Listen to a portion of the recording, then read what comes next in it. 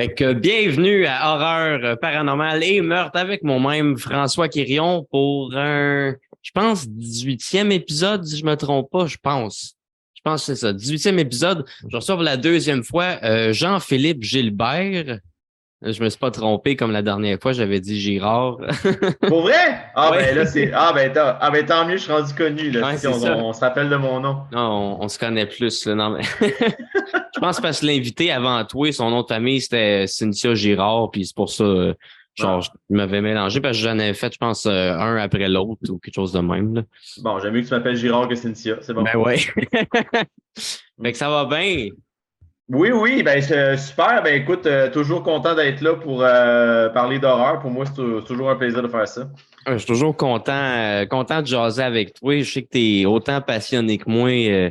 On se comprend, on a des référents communs. Fait que je trouve on a toujours des belles conversations. Puis c'est ça, j'avais réinvité une couple de monde 2 fois, puis je trouvais que toi aussi, tu méritais ta deuxième chance, là. Ah ben écoute, je suis vraiment touché. Puis là, c'est ça. Dernièrement, j'aime ça qu'on se mette un petit peu des thématiques, puis après ça, chacun de nos bords, moi puis l'invité, on fait des petites recherches, puis après ça, on arrive avec quelque chose. Puis là, tu m'avais proposé comme thématique les remakes. Oui. Oui, parce je sais pas pourquoi, ça c'est quelque chose que j'ai remarqué. On dirait que le style de l'horreur, c'est un style qui est plus propice au remake que tous les autres styles. Tu sais, j'essayais de penser tantôt des remakes de films d'action, puis j'étais comme, il y en a moins. Tu sais, il me semble Rambo 2, Rambo 3, c'est tout le temps Sylvester Stallone. Tu sais, il n'y a pas vraiment de remake. Sinon, là, après ça, je me suis dit, les super-héros, hein, peut-être Batman, on l'a remaké depuis l'époque du noir et blanc. Fait que peut-être les super-héros, mais sinon, l'horreur, bien plus, tu sais, il me semble que j'ai pas de remake de comédie qui me vient en tête ou je sais pas. Toi, tu t'es déjà posé la question, pourquoi l'horreur est plus propice à être refaite, puis refaite, puis refaite? Ben, quand tu parles au film tu parles de films de super-héros, moi, ça me rappelle toujours la saga Star Wars quand ils avaient décidé de faire des films, puis qu'ils avaient déjà en tête qu'il y avait certains films qu'ils ne pourraient pas faire maintenant parce qu'il n'y avait pas la technologie pour faire ce qu'ils avaient en tête, puis tout ça. Fait que quand tu parles des super-héros, moi, je pense à la même chose quand tu parles, mettons, au premier film de Superman, puis que tu regardes ça aujourd'hui, ça passe juste pas le test de l'âge, là. Moi, Mais moi, j'avais vu à l'année. le premier Superman, tu parles genre le vieux ou celui avec Christopher Reeves, fin Euh, Chris- 70? Christopher Reeves. Moi, Moi, je, je me rappelle de Moi, je trouve Superman le 4. Là. premier Superman, c'est wow. Le premier, là, moi, je trouve le premier, il est encore wow aujourd'hui, là. Le bout où il court, puis là, il court plus vite que le train, puis il saute par-dessus. Je trouve pour un film qui est sorti dans cette époque-là, c'est vraiment bien fait, là. Ouais, ben moi, honnêtement, quand je parle de Superman, j'ai juste vu le quatrième, il me semble que j'ai un souvenir qui déplace une planète ou une lune avec ses bras puis tout ça, mais en tout cas, Le c'est quatrième, comme il est drôle avec le méchant qui a de l'air un peu gay, là. Bon, on va se le dire, là. on va dire Les juste un peu, longs puis ongles regarder de le jeu en même. 2023, là, parce qu'on Ouais. veut pas. Écoute, il faut vraiment faire attention en 2023 sur ce qu'on dit là-dessus. Là, fait que je suis content que tu aies dit qu'elle est un peu gay, là, fait qu'on on va se garder une gêne. Ah ouais, ben, tu sais, il était féminé, tu sais. Ouais. Il était habillé pas tant que ça, avec des On longs aurait aimé qu'il soit habillé ongles. plus, ouais. Ouais, Mais bref, pour en venir au remake de films d'horreur, je pense qu'on peut penser aux effets spéciaux aussi, que des fois, ouais. tu peux penser que ça va avoir l'air plus réaliste. Des fois, il y avait des meurtres dans des vieux films que c'était pas super bien fait. Mais en écoutant plusieurs remakes, je me rends compte que peu importe l'année, peu importe les effets spéciaux qu'on va mettre là-dedans, ils n'arrivent pas à réinventer les ambiances qui ont fait que ces films-là étaient des grands, grands classiques. Puis je pense que aussi, l'idée de faire des remakes, c'est que ben, je pense que c'est plus payant quand ça fait vraiment longtemps, puis le monde ont comme. Oui, ils se rappellent qu'ils ont vu le film, mais ils se rappellent pas tant que ça de qu'est-ce qui se passe dedans. Fait qu'ils arrivent à comme redécouvrir ça d'une autre façon. Moi, j'ai écouté vraiment, comme là, je me suis tapé les deux Massacre à la tronçonneuse, celui de 74 puis 2003, je me les ai tapés à l'écart de 24 heures. Puis OK. quand tu les écoutes back-à-back, là, écoute, tu te demandes vraiment pourquoi. Puis là, la réponse, c'est que quand tu vas le voir en 2003, ben, les premiers qui sont allés voir, ça faisait 30 ans qu'ils n'avaient pas vu ça. Mais quand ça fait juste une journée que tu as vu l'original. Qui est tant qu'à moi, un des meilleurs films d'horreur au monde, là.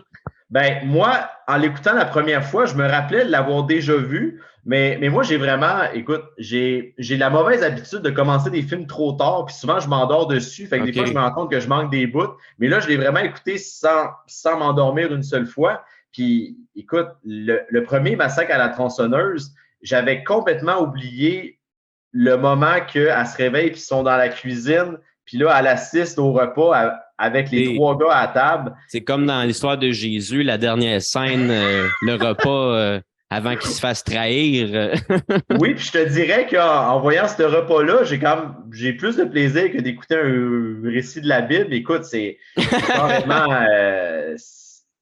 carrément sauté. Tu te demandes comment le monde ils peuvent penser à des affaires de même. Ça m'a rappelé un peu l'ambiance de House of a Thousand Corpses de Rob Zombie, là, l'espèce de famille fuckée qui vit dans une espèce de climat avec leurs lois à eux, qu'eux, ils trouvent ça super normal, mais quelqu'un d'extérieur qui arrive là, c'est carrément fucké. Là. Mais c'est ça, cette scène-là, je m'en rappelais pas du tout. Puis, en tout cas, je trouvais on va avoir le temps d'en reparler, là, mais je trouvais que cette scène-là n'avait pas vraiment eu son égal dans le remake. OK. Mais ça, c'est sûr, là. Il y a des bouts qu'il n'y aura pas d'égal, là. Tu ne peux pas comparer, surtout quand c'est un chef-d'œuvre comme ça, Texas Chainsaw Massacre 1974, là. Il y avait quelque chose de particulier aussi. Il y avait un handicapé en chaise roulante dans ce film-là. Puis moi, je me suis toujours. C'est genre le seul qui se fait tuer avec une tronçonneuse. Ça s'appelle Massacre à la tronçonneuse, mais c'est un massacre au marteau, on va se le dire.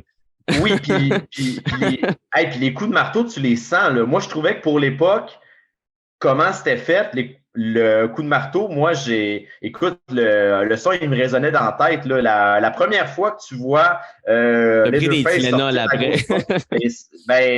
failli parce que, écoute, comme tu dis, il sert plus souvent de son marteau que sa tronçonneuse, mais on dirait que, vu que, je sais pas, c'est une arme qu'on peut voir à tous les jours, tu sais, un marteau, j'ai jamais pensé à attaquer quelqu'un avec ça. Puis de voir quelqu'un qui fesse aussi fort sur la tête de quelqu'un avec un marteau, moi, ça m'a vraiment. Puis, on dit c'est violent. Ouais, c'est ça. Puis la première fois qu'il sort de sa porte de métal, là, c'est. Écoute, je me suis pas rappelé qu'ils ont mis tant de musique que ça dans ce film-là. Puis souvent, dans les films d'horreur, ce qui fait faire des sauts, c'est la musique, le changement de musique. Puis dans Massacre à la tronçonneuse, il n'y a pas tant de musique que ça. Quand il sort la première fois, il n'y a pas vraiment de musique. Il fait vraiment juste sortir, sac le coup de marteau, pogne la personne, rentre, il referme la porte. Puis t'as même pas le temps de t'en remettre. T'es comme, wow, là, en tout cas, moi, je sais pas si en 74, le monde avait déjà vu ça, là, mais je trouvais ça écœurant. Mais c'est le premier slasher moderne. Là. Il y a eu Psycho d'Alfred Hitchcock, qui est le premier film avec un tueur et un couteau, mais le premier qui a créé tout ce qu'on a suivi dans les années 80-90, c'est Texas Chainsaw Massacre. Là. Ouais, ben c'est ça. Si aux années, oui, parce que après ça, il y a Halloween 78, vendredi 13 en 80, fait que c'est ça, ça a ouvert la porte, mais le seul qui me viendrait avant ça, c'est Psycho, mais c'était quand même un autre genre, là. C'était plus suspense dans ce temps-là que slasher, là. Ah oui, puis à part la scène de la douche, qui est une scène épique, je sais pas si tu te rappelles dans Psycho, quand que l'enquêteur il monte en haut, puis que là, il sort déguisé Mrs. Bates? Non, ouais. non. Puis que là, Norman sort de la chambre qui est déguisé, puis là, ben, l'enquêteur, il tombe avec les bras de ouais.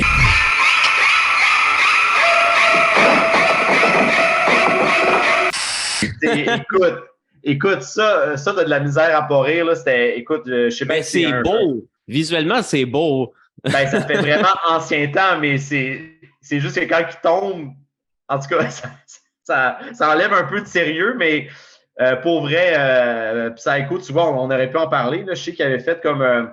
C'était pas tant un remake, là, mais avec Kristen Bell, il avait mis ça aux couleurs d'un espèce d'homme d'affaires qui avait une double vie. American Psycho. Ouais, exactement. Ça c'est carrément une autre histoire. C'était un roman, ça, avant d'être un film.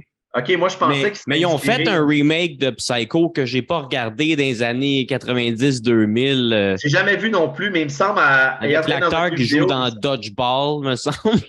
Ah, OK, ouais. Ça, c'est. C'est Ouais. Souvent, les acteurs de comédie qui ont commencé les films d'horreur, c'est. Ben, je sais que Jennifer Aniston, il me semble, son premier film, ça a été Leprechaun. Si ouais, je me ouais. trompe pas. En tout cas, il y a eu beaucoup de premiers rôles d'acteurs connus qui ont eu dans les films d'horreur au début. Là. Mais sinon, il y a la série télé sur Psycho, le Bates Motel, qui est probablement un meilleur remake que le remake du film. Là. J'ai pas Ouais, regardé, mais j'ai entendu bien des bonnes affaires de cette série-là. Là. ouais, ben, tu sais, moi, j'ai vu au complet. Ça fait quand même longtemps que je l'ai vu. Mais tu vois, tu sais, à chaque saison, il y a quand même quelque chose de nouveau. La première, je te dirais qu'elle est plus pour les nostalgiques, vraiment tu revois tout le motel, la maison, puis tout.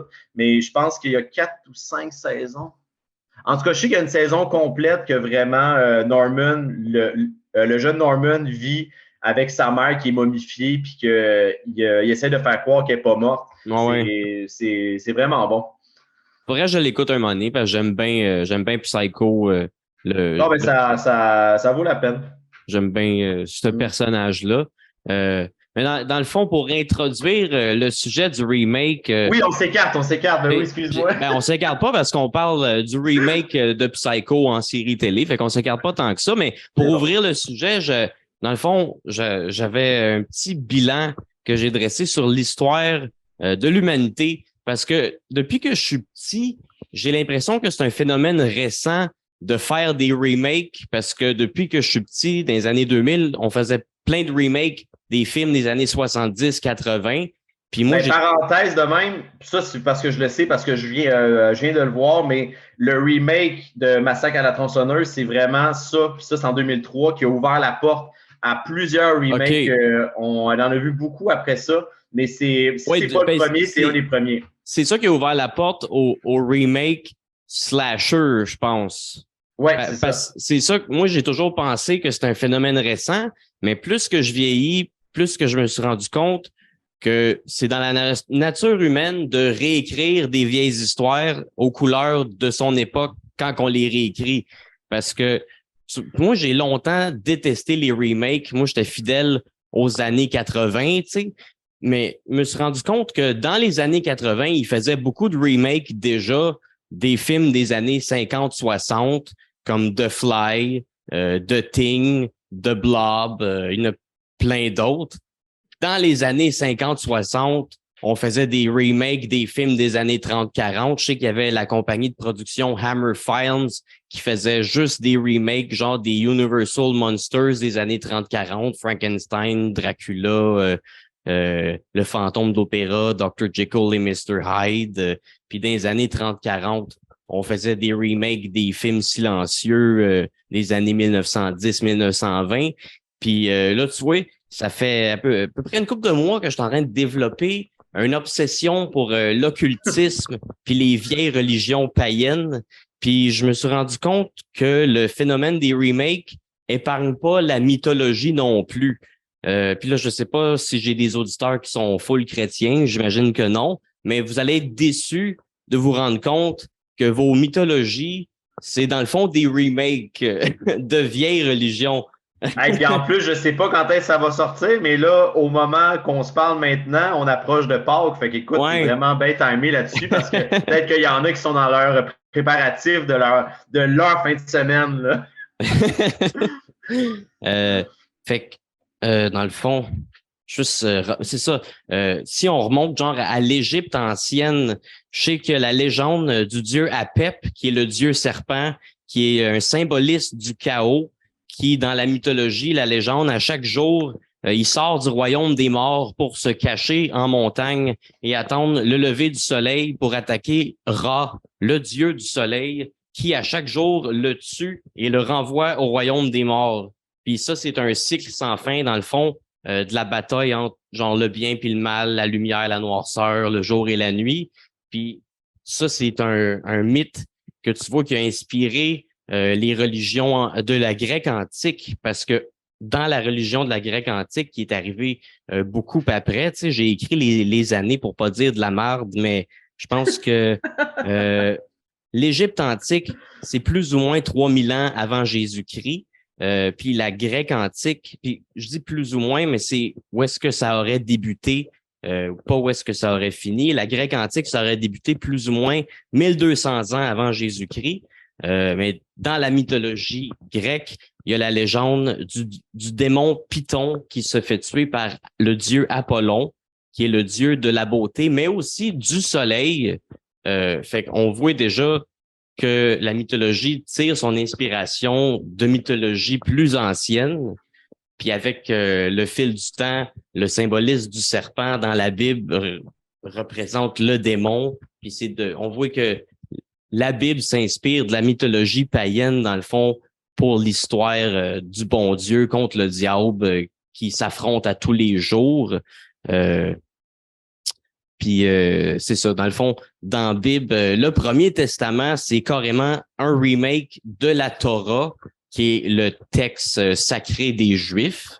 Puis même le Deuxième Testament, à ce qui paraît, l'histoire de Jésus, c'est carrément un remake de Zarathustra, qui est le prophète du zarathustrisme, qui aurait vécu à peu près plus ou moins 1000 ans avant Jésus-Christ. Puis tu vois, lui, dans son histoire, il serait né d'une vierge qui aurait été enfantée par Ahura Mazda, qui était le dieu créateur des religions mazdéennes. Puis lui aussi, il serait mort pour ensuite ressusciter. Ça, c'est un prophète qui aurait vécu 1000 ans avant Jésus-Christ. Fait qu'on voit que l'histoire de Jésus, c'est carrément un remake qui tire son inspiration d'une religion encore plus ancienne, qui est une religion pré-islamiste, le zarathustrisme. Puis les concessionnaires Mazda là-dedans. C'est ça, l'autre jour, je me suis demandé, parce que l'autre jour, je sais pas pourquoi, j'ai décidé d'aller checker qu'est-ce que ça voulait dire, le mot Mazda. Ouais. Puis là, j'ai découvert que c'était un ancien dieu, puis j'étais comme, oh ouais. Hey, on va plus jamais magasiner des chars de la même façon. Mais pour vrai, plus j'étudie les anciennes religions, le paganisme, puis plus je me rends compte que le paganisme est ancré dans la culture populaire, même chez Marvel, tu sais, Thor, Odin, ça c'est de la mythologie scandinave, les religions des Vikings, tu sais. Sinon, l'autre jour, j'ai écouté Le Masque avec Jim Carrey, ça aussi, tu sais, c'est le masque de Loki, le frère de Thor. Hey, ça, je l'ai vu il n'y a pas longtemps aussi. Je me suis retapé Le Masque. Ça, ouais. pour vrai, c'est un film qui vieillit vraiment bien. Ouais. Malgré toute l'espèce d'ambiance fantastique qui se transforme au gars avec la tête verte. À part le bout où est-ce que le masque il va rencontrer Cameron Diaz, puis là, il est un petit peu insistant, puis tu vois qu'elle trippe pas trop. Là. Ah ouais, puis qu'aujourd'hui, on regarderait ça, puis on dirait... Ce bout-là, j'étais un petit peu mal à l'aise. La notion du consentement, c'était vraiment plus lousse en 95. Puis c'est ça. Pour en revenir, finir un petit peu mon introduction, là, tu vois, Jésus, ça serait un remake du Zarathustrisme, mais la première, dans le fond, le Premier Testament qui est la Torah, déjà la Torah serait un remake d'ancienne mythologie païenne. C'est ça que j'ai réalisé aujourd'hui même, que dans le fond, l'histoire du déluge de Noé, si tu t'intéresses au mythe sumérien, qui, j'avoue, je me suis intéressé à la civilisation sumérienne à cause de Ghostbusters. Parce que je m'attendais vraiment pas à ce que tu enchaînes à Ghostbusters.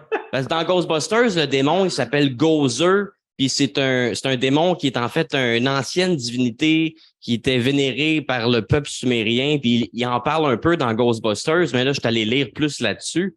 Puis mis à part Gozer, le mythe du déluge, dans le fond, de Noé, son inspiration viendrait d'une légende sumérienne. Le personnage de Noé s'appelait Atrasis.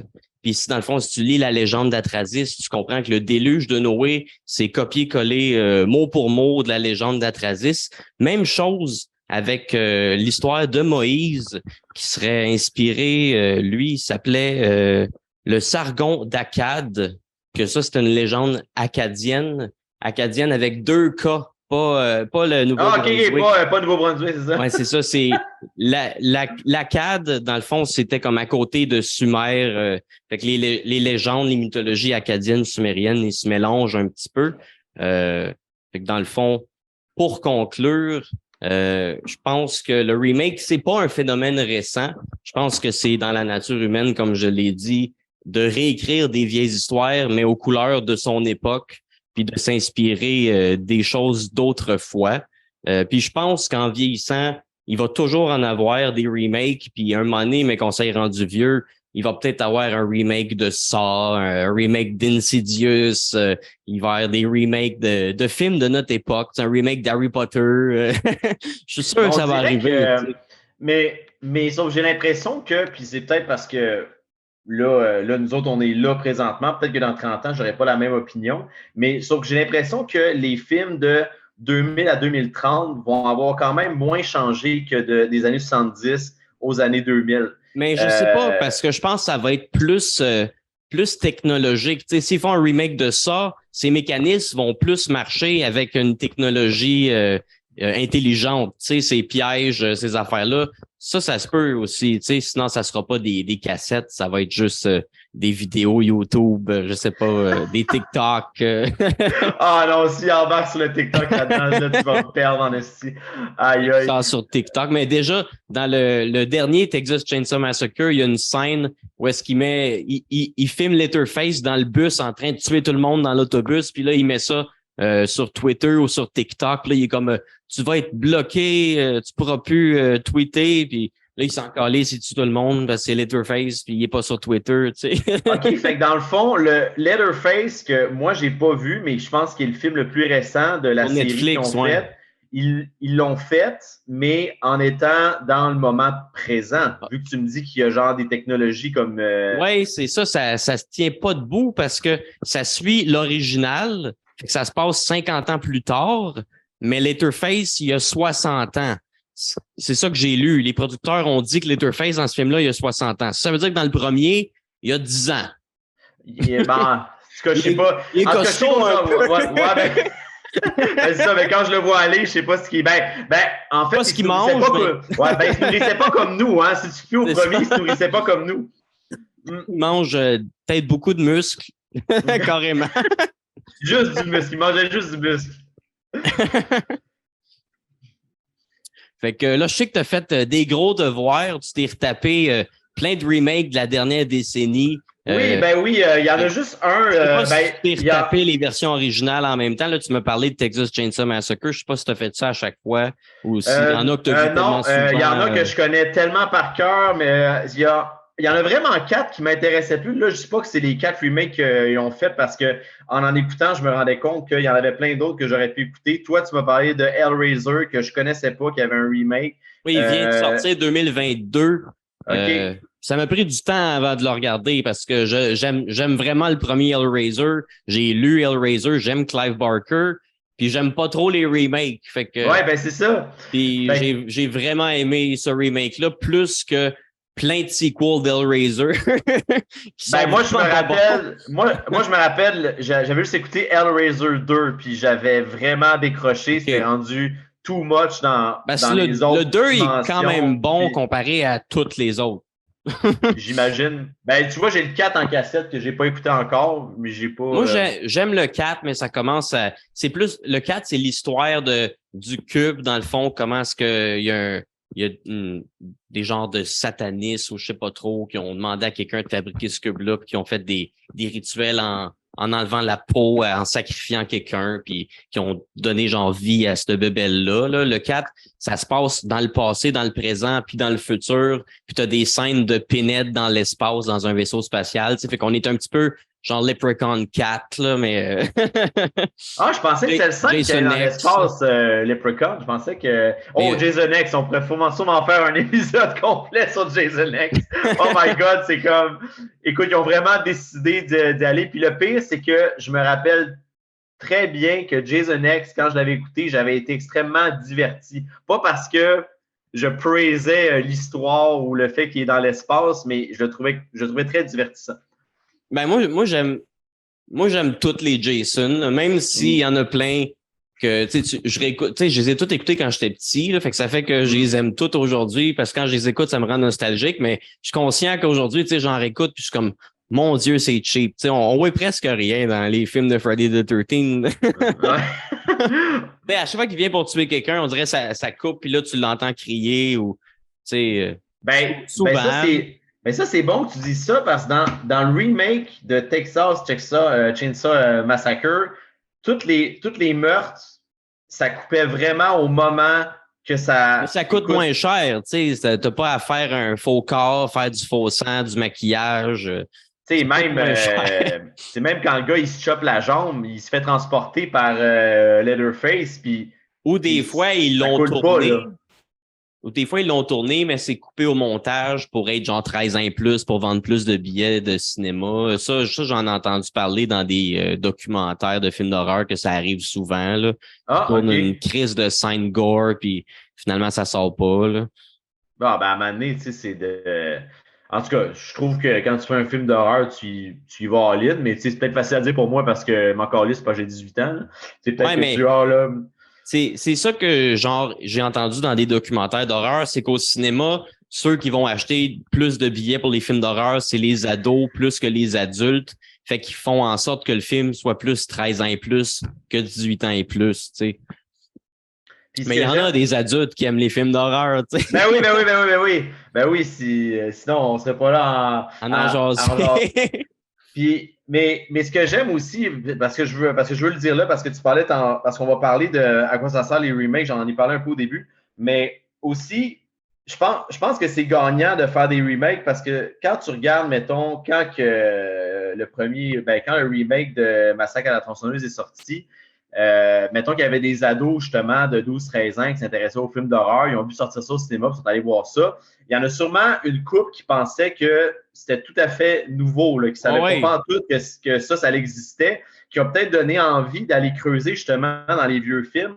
Fait que si ça peut attirer justement une nouvelle clientèle face à des films de répertoire, exactement. Mais on en rencontre toujours des jeunes là, qui pensent que l'original est sorti plus tard, tu sais, qui connaissent pas la vieille version. Là. Ils connaissent pas la chronologie pantoute. Puis, fait que moi, mais j'avais quand même vu le remake de Massacre à la tronçonneuse, je l'avais quand même vu pas que je savais pas qu'il y avait un vieux, mais j'avais pas vu le vieux encore quand j'ai vu le remake. Fait que quand je l'avais écouté, j'avais trouvé ça quand même bon. Mais comme je disais, en ayant vu le premier, l'original hier, puis le remake, je l'ai fini aujourd'hui. Vraiment, j'ai pas l'impression que je vais réécouter le remake.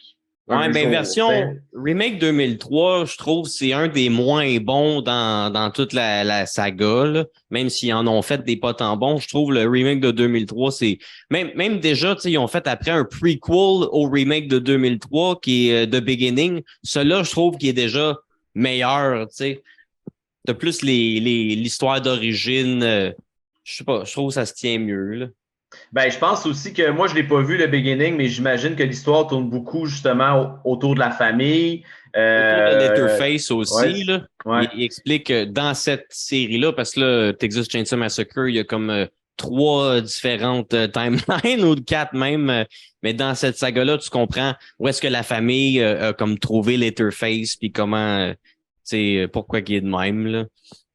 J'ai aimé quand même dans le remake qu'on le voyait sans voir son masque d'en face. Ça, j'ai bien aimé ça. Parce que dans l'original, on voit pas son visage. Pas. Non. Je pense que c'est la seule scène où est-ce qu'on voit Letterface un moment donné, pas de masque, c'est dans ce film-là, j'avoue, je pense. Ben, pour ça, j'ai trouvé ça bon. Bref, moi, c'est ça. Il y en a 4 que je me suis concentré, puis j'ai essayé d'y aller de manière chronologique. Massacre à la tronçonneuse, le remake de 2003. Après ça, bien sûr, on peut pas passer à côté du remake d'Halloween parce qu'il apporte, malgré la deuxième moitié qui ressemble beaucoup, il apporte quand même un autre point de vue au niveau l'origine. Puis tu sais, comme psychologique. Au niveau de famille dysfonctionnelle qui est plus de société, là, si je peux dire ça de même, là, alors que dans le premier, c'est vraiment juste un enfant qui a quasiment pas d'âme. Il y a de l'evil dans ses yeux. c'est ça. The Blackest Eyes. Puis moi, ben ça, je vais en parler plus tard, mais Vendredi 13, ça a été fait par le même gars qui a fait le remake de Massacre à la tronçonneuse. Ouais. Puis je vais terminer avec celui de Chucky, de Child's Play, que de tous les remakes, ça, on va pouvoir en parler, mais c'est vraiment mon préféré. De tout ce qu'ils ont fait, ouais. Parce que ça va ailleurs plus que juste répéter la même affaire. Exactement, tu sais, puis même pour les nostalgiques, c'est le fun de voir le film parce que la poupée, ça reste la poupée, même si la poupée est différente, ça reste quand même une poupée tueuse. Mais là, ils ont réussi à mettre vraiment des notions de technologie actuelle, même de critique envers la technologie sur un film. Oui, j'avoue qu'il y a un message derrière Child's Play 2019. Là, tu vois, il reste à peu près 1 minute à ma première tranche de 40 minutes. Fait que on peut prendre une petite pause. Je vais aller boire un petit peu d'eau. On se délogue, on se relog. C'est le même lien.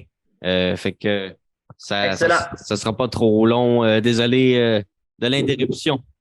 Pas de trouble. Fait qu'on est de retour. Désolé de la petite pause. Passez une belle pause? Ah ouais, écoute, ça m'a permis de me servir à boire. Cheers! Ouais, yes! Fait que t'es un buveux de bière.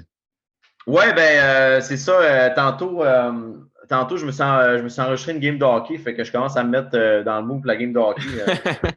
Ouais. Yes, sir. Fait que oui. On va te laisser continuer où t'étais rendu. Ouais, c'est ça. Ben, je vais pas parler de Chucky tout de suite parce que je veux y aller en ordre chronologique parce que c'est ça, on a parlé que le Massacre à la tronçonneuse avait comme donné de balle au remake. Fait que si je commence par Massacre à la tronçonneuse, ben, tu sais, ce qui a été, tu sais, les petits changements que j'ai remarqués, il embarque quelqu'un sur le bord de la route, mais dans l'original, c'est un membre de la famille qui embarque, une espèce de fucké. Dans la nouvelle version, c'est une victime qui s'est sauvée de là. Ça, moi, j'ai trouvé ça intéressant. Puis j'ai même pensé à m'amener, est-ce que la fille qui marchait, ils ont voulu reprendre la fille qui survit dans l'original, mais finalement, mais sauf que je me suis arrêté là, ça n'a vraiment aucun lien entre les deux. Mais vu qu'il y avait une survivante dans l'original, j'ai fait un lien qu'il ramassait une survivante, puis finalement, ben, elle ne survivait pas parce qu'elle finissait par se tuer. Ben, elle est mieux se tuer que de retourner là-bas. Oui, puis dans le remake, c'est bon parce qu'à la fin, quand la fille, elle pense se sauver aussi, elle se rend compte que le camion la ramène du même bord encore une fois. Fait que là, elle capote puis elle fait détourner le camion. C'est quand même cool. T'sais, elle arrive à sauver un bébé aussi qui ont comme ajouté là, un bébé de l'ancienne famille qui avait tout été tué par la famille Hewitt. Elle a réussi à sauver le bébé. Le personnage, ben, écoute, dans l'original, on ne peut pas passer à côté de la fameuse scène de la lampe de poche. Je ne sais pas si tu te rappelles de ça. Là. Écoute, il reste la sœur et son frère handicapé dans le noir. Puis écoute, je pensais jamais qu'on pouvait faire une scène de 5 minutes sur donne-moi la lampe de poche. Non, je te donne pas la lampe de poche. Moi, j'étais crampé. Quand j'ai vu ça, j'ai fait OK, écoutez, on peut s'entendre sur quelque chose? Je comprends pas à quel point quelqu'un veut une lampe de poche puis quelqu'un ne veut pas donner une lampe de poche. Mais il fallait qu'elle se sente mal après quand il meurt. Oui, puis écoute, quand on parle du seul meurtre avec la tronçonneuse, je m'attendais à, je sais pas moi, tu sais, vu qu'il a l'air vraiment d'y mettre la tronçonneuse en plein dans le ventre, je m'attendais à avoir un petit peu de gore, mais finalement, pas tant que ça. C'est plus bizarre que gore, le premier Texas Chainsaw Massacre. Ah oui, puis écoute, le tueur, il est tellement massif. Tu sais, il a pas l'air, il est pas juste massif comme, il a 10 ans. Oui, c'est vrai, ça, il faut pas l'oublier, un enfant visiblement troublé. Puis il est pas juste massif comme, mettons, le Michael Myers dans le remake, qui ont mis vraiment super grand. Lui, il a l'air, il est genre gras. puis quand il court, écoute, t'es comme surpris à quel point il est capable de keep the pace avec la fille, parce qu'un gars aussi massif qui est genre gras et qui, en tout cas, il a l'air à courir assez vite, là. Ah ouais. Quand même.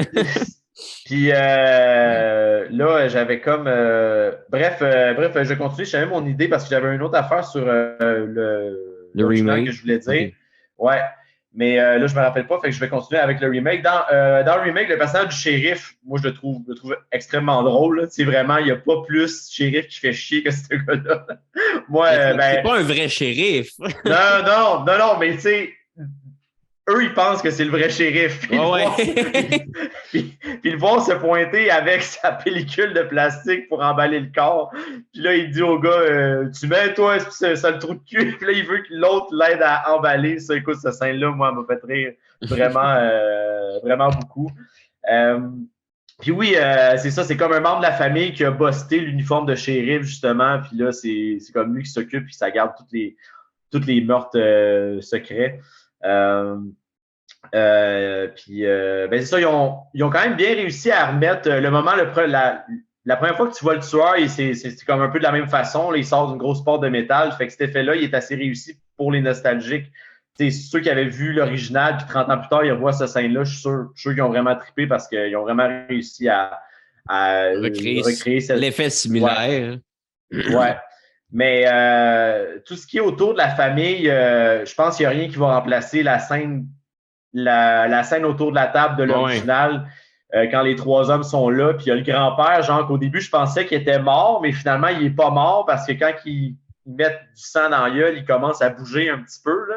Mais, il toffe longtemps, le grand-père. Il me semble, dans Texas Chainsaw Massacre 3, il est encore là. Il bouge pas bien, il est encore là. Puis écoute, ils mettent le marteau dans la main, puis ils sont vraiment motivés. Non, c'est toi, grand-papa, qui va la frapper. Le marteau n'arrête pas de tomber. Puis, en tout cas, mais tu sais, à quel point eux, ils rient pendant qu'elle crie. Écoute, c'est tellement malsain comme scène, j'ai trouvé ça. Je trouve ça, c'est une ambiance qu'ils n'ont pas réussi à remettre. C'est tout pour installer le malaise. Tu sais, tu te sens pas bien de voir ça. Ben, tu sais, c'est ça, le genre de questionnement que tu fais. Nous autres, on choisit de regarder ça. Ben oui, c'est quand même de l'art.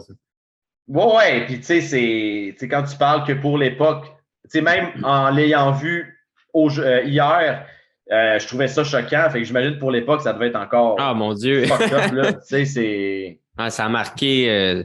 Tu sais, j'aimerais ça avoir une machine à voyage dans le temps pour aller voir plein de vieux films au cinéma quand ils ont sorti, puis voir le monde, comment ils réagissent. Là. Ah, ça serait le fun. Ah oui, ben comme pour l'exorcisme, ça, écoute, ça venait aussi brasser au niveau de la religion, puis le monde qui allait voir ça, il paraît qu'il y a du monde qui sortait, ça vomissait, c'était parce qu'encore l'exorcisme, il va avoir un remake. Ça aussi, oui, je le sais. Je pense qu'il y a déjà eu une série télé remake aussi, me semble. Ça me dit quelque chose, ouais. Puis écoute, ça, comme ils ont tous des remakes, ils ont toutes des séries télé à cette heure. Même il y a une série télé sur Jason qui va sortir, là, ça s'appelle Camp Blood ou Camp Crystal Lake. C'est comme Jason quand il est petit. Parenthèse, parler de Jason quand il est petit, j'ai revu il y a pas longtemps Freddy versus Jason. Puis je me rappelais pas que à un moment donné, tu vois comme Jason. Parce que Freddy, il sert de la peur des gens. Puis là, il se rend compte que même Jason, il a peur de l'eau. Puis là, c'est comme un mini Jason bébé qui est comme couché dans l'eau. Écoute, ça, moi, je me rappelais pas de ça. Puis j'aimais ça qu'il aille chercher justement un peu dans les origines de Jason. Mais j'ai vu plein de films de Jason où il sort de l'eau puis il s'en calisse, là. Mais non, mais il sort parce qu'il s'enfuit. Il avait peur dans l'eau. Mais c'est pas quelque chose qui l'arrête, me semble. Moi, dans Freddy vs. Jason, je comprends qu'il voulait faire genre les éléments, l'eau contre le feu, tu sais, Freddy puis Jason, mais moi, je me suis rappelé de toutes les fois où ce que Jason il tue du monde dans l'eau, puis ça l'arrête pas, tu sais. Moi, je le voyais plus comme que quand Jason petit qui s'est noyé, je suis pas mal sûr qu'à ce moment-là, il a vraiment eu peur de l'eau.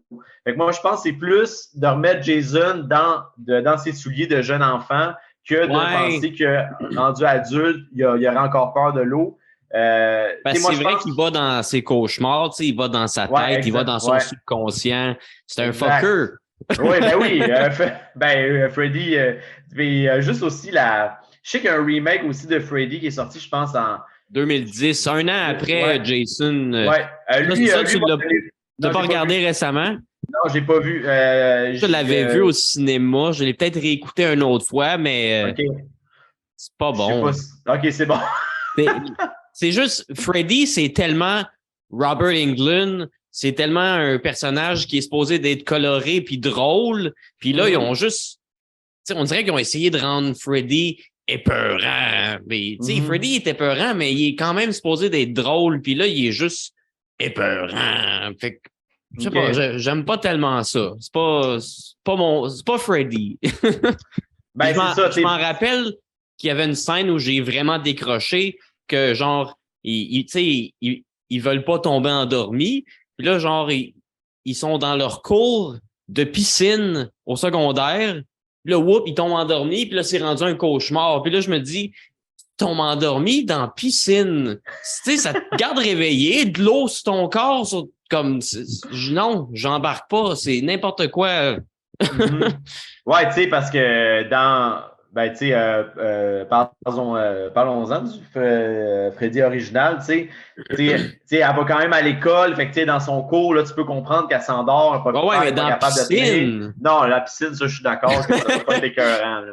Tu sais, à quel point t'as pas dormi, puis tu sais, c'est, genre, même si Freddy va pas dans ton rêve, tu t'endors dans la piscine, tu vas mourir, là. Puis, tu sais, il me semble que, en tout cas, je sais pas à quel point ils sont allés chercher aussi la compétence des profs, mais t'es un prof de secondaire, quelqu'un s'endort dans la piscine, tu le remarques assez vite. Ouais. Non, c'est ça. Moi, je m'en rappelle à cette scène-là, j'ai fait, non, c'est n'importe quoi. Là, il voulait juste faire des scènes où ce que Freddy tue du monde, puis là, il s'en calisse, là, il pense plus à rien, là, tout est permis, il tombe endormi partout. Ben non, là, c'est pas la vraie vie. Là, je comprends que c'est pas la vraie vie, c'est un film, mais fais-moi à croire que c'est la vraie vie un peu, tu sais. Ben, tu sais, c'est encore là d'essayer d'aller réinventer un classique, fait qu'il essaye de faire des choses différemment, mais tu vois, ça fait décrocher ceux qui sont attachés justement au premier, puis qui sont plus critiques, tu sais, parce que veux pas, quand tu as vu l'original, tu vas quand même avoir tes yeux d'évaluateur, de connaisseur quand tu vas aller voir le remake. Là. Tu sais, tu vas pas t'attendre à ce que tu vas pas laisser tout passer, là, comme toi, la scène de la piscine. Tu sais, peut-être que pour du monde qui avait jamais vu Freddy, que c'est le premier film de Freddy qu'ils voyaient, peut-être qu'en même temps, ils connaissaient pas son personnage, comme toi tu dis, qui était plus comique. Eux autres qui ont vu ce Freddy-là, fait qu'ils ont trouvé ça super bon. Il y a un tic nerveux qui fait, tu sais, genre, il frotte ses griffes ensemble, il fait comme il fait genre tout le temps ça, puis genre, ça me tape plus ses nerfs que d'autres choses. OK, puis ça, il faisait-tu dans l'original? Non, ben, il fait comme ching des fois, mais là, il se promène, puis pour faire peur dans le remake, Ah, OK, c'est dans le remake que ça a commencé à te taper ses nerfs. OK, je comprends. OK. Puis, quand que... moi, le remake d'Halloween, je l'attendais vraiment avec impatience parce qu'au départ, ben, premièrement, j'avais pas aimé Halloween Resurrection. Je l'avais pas trouvé bon. J'avais compris ce qu'il avait essayé de faire. D'y aller avec un côté plus technologique, avec les caméras, le reality show puis tout ça.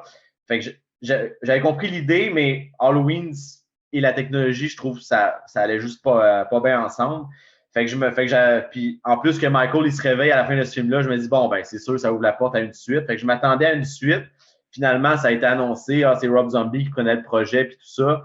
Je pense que le fait que ça a été fait par Rob Zombie a fait que ce film-là quand même était gros, malgré le fait que la deuxième moitié du film, même peut-être le trois quarts suivant le premier quart du film, c'est vraiment c'est presque du copier-coller. Oui, le premier, parce que le deuxième, au début, il te fait croire que c'est un remake d'Halloween 2. Puis là, non, il s'en va carrément ailleurs. Puis c'est comme vraiment un film de Rob Zombie. Mais tu vois, on dirait au début, je les aimais pas trop. Mais finalement, je trouve c'est genre les remakes d'Halloween de Rob Zombie, c'est quasiment les seuls remakes que j'aime dans la série des remakes de slasher. Là. OK. Ben, moi, le deuxième, la première fois que je l'ai vu, je ne l'avais pas aimé. J'avais pas. Non, moi non plus. Vraiment pas. Je l'ai réécouté 2-3 fois, puis à cette heure, genre, ouais. Parce que la deuxième fois qu'il a passé à la TV, écoute, je pense que c'est le seul Halloween que je ne possède pas.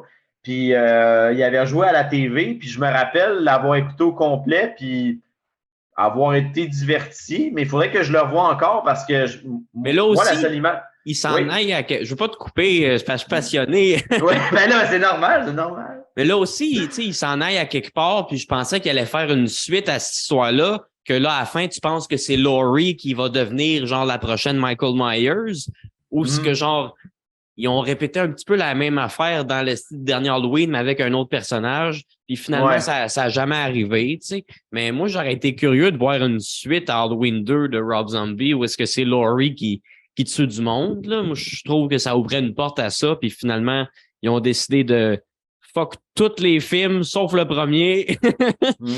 on en fait d'autres. Puis ça avait été big. L'Halloween 40 ans plus tard, ça, j'avais hâte de le voir. J'ai trouvé ça correct, mais d'un autre côté, je trouvais qu'à part pour les nostalgiques, je trouvais pas que. Puis pourtant, ça a été praised par la critique à côté. Moi, pour vrai, j'ai pas tant accroché sur les reboots qu'ils ont fait. On a parlé du 3e. Moi, le 2, dans le reboot des Halloween, je l'avais aimé parce qu'au début, tu revoyais le Dr. Loomis, puis je trouvais que c'était écœurant. Oui, ils m'ont eu. Moi, j'étais persuadé que c'était des deleted scenes du premier qui n'avaient pas utilisé. Il était tellement pareil, là, je capotais quand j'ai vu ça. Après ça, j'ai vu sur mon feed Facebook, c'était un make-up. J'étais comme tabarnak. Ça ressemblait vraiment beaucoup à Donald Pleasance. Là. Ils m'ont eu. Quand tu le vois en bas des marches, là, moi, je capotais. Là. Moi, je me rappelle encore dans la salle comment j'ai comme failli applaudir. J'ai failli perdre le contrôle. Je trouvais ça tellement hot. Mais je pense aussi que les remakes, ils servent justement... toutes les suites plus ou moins bonnes qu'il y a eu dans les films de slasher, Vendredi 13, il y en a eu une dizaine, Halloween, il y en a eu 6-7. Je pense que chacun des films partait d'une bonne intention. Finalement, ils se rendent compte qu'il manque de contenu. Puis finalement, les sequels, c'est jamais tout bon, à part certaines exceptions. Mais ils ont tous un petit quelque chose de bon quelque part. Là. Ben oui, parce que c'est sûr que pour faire un film, ils ont tous un kill vraiment le fun à regarder. Là. Ouais, c'est ça. Pour ce kill-là, on est tout le temps content. Mais quand je regarde le remake de Vendredi 13, on va revenir à celui d'Halloween parce que c'est sûr que je veux en parler plus. Mais là, c'est parce que cette idée-là me fait penser au remake de Vendredi 13. Si Vendredi 13 1 et 2, moi, je les trouve aussi bons l'un que l'autre. C'est parce qu'ils apportent quelque chose de vraiment nouveau. Le premier, c'est la mère de Jason qui venge son fils, nanana. Le deuxième, on se rend compte que Jason, pas mort, c'est comme lui qui attaque. Moi, le Jason avec la tête d'oreiller, je trouve quasiment aussi hot que le Jason avec le masque de hockey. Puis le remake, ils sont comme allés chercher ces deux idées-là pour les mettre ensemble. Exactement. Faire un film avec l'histoire Friday the 13 un peu. Là. Ouais. Puis ils ont comme ajouté l'espèce de bunker qui cache la fille parce qu'elle ressemble à sa mère et tout. Mais je peux pas m'empêcher de penser que le remake de Vendredi 13, écoute, j'ai jamais vu une scène de cul aussi longue que ça dans un film d'horreur. Le gars qui couche avec l'ami de sa blonde, écoute, oui, on comprend qu'ils couchent ensemble, mais à un moment donné, c'est comme vraiment long. Pas que c'est si déplaisant, je m'en plains pas. Mais moi, j'avais vu ça au cinéma avec ma mère. J'avoue, c'était malaisant un peu ce bout-là. C'est vraiment long. Puis écoute, t'as quasiment l'impression que tu rentres dans un film de porn. C'est vraiment... Friday the 13, ça a toujours été sex and death. Là. C'est beaucoup, beaucoup ça qui a fait la franchise. Là. Ah oui, puis même le Vendredi 13, partie 5, un des moins bons de la série. Je l'ai réécouté récemment. Ça faisait longtemps que je ne l'avais pas écouté. Ben, en tout cas, il paraît que selon des experts, je mets des guillemets, c'est vraiment la plus belle paire de boules que tu vois dans toute la saga. Je pense que c'est un couple qui sort de l'hôpital, ils vont dans le bois parce que c'est comme il me semble que le 5 sont comme dans un hôpital psychiatrique un peu, ou plus une maison là, pour des gens qui ont parce que là, c'est Tommy là, qui retourne là. Ouais, mais c'est genre une maison de transition psychologique. Ouais, c'est ça. Santé mentale. À Crystal Lake. Ouais, c'est ça. Genre, ben oui, il y a ça là-bas. Juste à côté, ben oui, c'est ça. Mais j'ai quand même trouvé ça intéressant que justement, il y en a qui sont pas contents à la fin parce que finalement, c'était pas Jason, c'était quelqu'un qui, je me rappelle plus de pourquoi il faisait ça, là, mais je pense que c'était comme une ancienne police ou, en tout cas, bref, c'était pas Jason. Il fait ça parce que, justement, son fils habitait dans ce centre pour handicapé mental là, ou pas handicapé mental, mais pour santé mentale. Puis il s'est fait tuer par un des jeunes qui avait des problèmes, qui était enragé parce qu'il tapait ses nerfs, puis il coupait du bois, puis là, finalement, il est parti fou, puis il l'a tué avec la hache. Là, son père, c'est un petit peu genre, il refait comme Pamela Voorhees, mais il se déguise en Jason pour venger son fils. Parce qu'on s'entend que la façon que Jason meurt dans le 4, c'est comme, ouais, il est pas mal mort. Puis à la fin du 4, moi, le vendredi 13, partie 4, moi, je l'ai bien aimé, le petit affrontement entre l'enfant et Jason. Moi, je trouvais ça cool. C'est un de mes préférés. Le 3 puis le 4. Le 4, je sais que les effets spéciaux, les make-up, c'est Tom Savini qui l'a fait. C'est lui qui a fait les effets spéciaux du premier aussi. Là. OK. Puis dans le remake de Vendredi 13, il y a un petit clin d'œil aussi parce que, si ma mémoire est bonne, dans Vendredi 13, partie 3, il meurt en se faisant pendre dans une grange avec une chaîne. Puis dans Vendredi 13, le remake, il meurt dans une espèce de grange qui ressemblait beaucoup à celle de la partie 3. Fait que ça, j'ai trouvé justement que ça faisait un clin d'œil justement aux 3 originaux parce qu'il parle de sa mère, il parle de Jason qui revient pour tuer, puis il y a la scène finale qui se passe dans un endroit qui est assez semblable. Fait que je trouvais que Vendredi 13, je trouvais meilleur que Massacre à la tronçonneuse. Je trouvais que côté nostalgie, ça répondait beaucoup, ça rassemblait beaucoup d'idées que les fans, dont moi, avaient aimé. Malgré que je m'attache à aucun des personnages. Ils sont vraiment tous désagréables. Ils sont vraiment tous mourir. Même les survivants à la fin. On s'attache pas à pas Tommy. Non, exactement. Puis toute la gang qui va au chalet, genre, je les haïs toutes. Là. Ils tapent toutes ses nerfs. Le chalet, on s'entend. Nestie de maison. Son chalet, là, on n'est plus dans les petites cabanes des vieux Friday the 13. Là. Mais le fils qui reçoit ses amis au chalet, c'est vraiment un fils de riche. Un douchebag. Un Chris dans le T'es content quand il se fait tuer. Ça, je m'en rappelle. Lui, là, il était vraiment... Ça fait longtemps que je l'ai regardé, mais ça, je m'en rappelle. Je sais que moi, j'avais pas tant aimé le remake de Friday the 13, mais j'avoue, je pense que c'était quand même meilleur que Massacre à tronçonneuse, puis c'était quand même une coche au-dessus de genre Nightmare on Elm Street 2010. Là, ça, c'était too much pour moi. Là. Ben écoute, tu m'as pas donné... Ben, en plus, j'ai vu le préfet de Freddy il y a pas longtemps. Je l'ai vu peut-être une couple de semaines, puis tu m'as pas donné le goût de voir le remake. Ouais. Mais écoute, en tant que fan d'horreur, si je le vois passer, c'est sûr que je vais l'écouter au moins une fois, mais ce sera pas dans mes priorités, mettons. Mais revenons... Revenons à Halloween, parce que Halloween, c'est sûr que c'est lui que j'ai vu le plus souvent, que j'ai autant l'original que le remake, c'est probablement les films que j'apprécie encore voir aujourd'hui, parce que l'aspect de la famille dysfonctionnelle de Michael Myers, même si ça sort de l'idée de base que Michael Myers est juste une entité diabolique, je trouve que l'histoire se tient quand même, puis il y a un aspect dramatique avec la mère aussi qui essaye de tenir la famille ensemble. Elle continue d'aller le voir à l'hôpital. Je trouve que la meilleure chose qu'ils ont faite dans ce film-là, c'est montrer Michael à l'hôpital. Ça, moi, j'ai vraiment aimé ça. Le petit gars qui le fait, il est bon. Là. Ah ouais, je l'ai jamais revu. Je pense qu'il a joué dans Hancock, mais j'ai jamais revu cet acteur. Ouais. J'ai jamais vraiment pas le même genre de rôle. Là. C'est genre... Non, puis...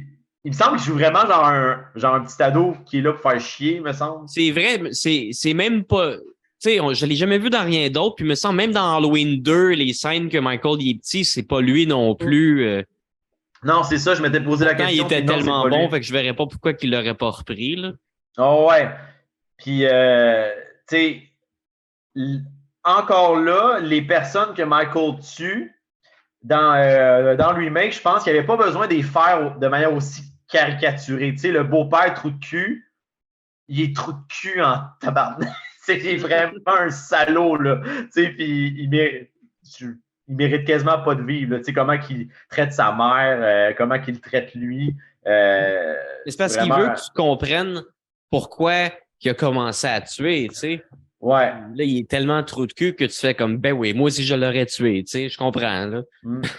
Mais tu sais, mettons, le copain de sa sœur, moi, je le trouvais pas si désagréable que ça. Il s'en prend à lui quand même.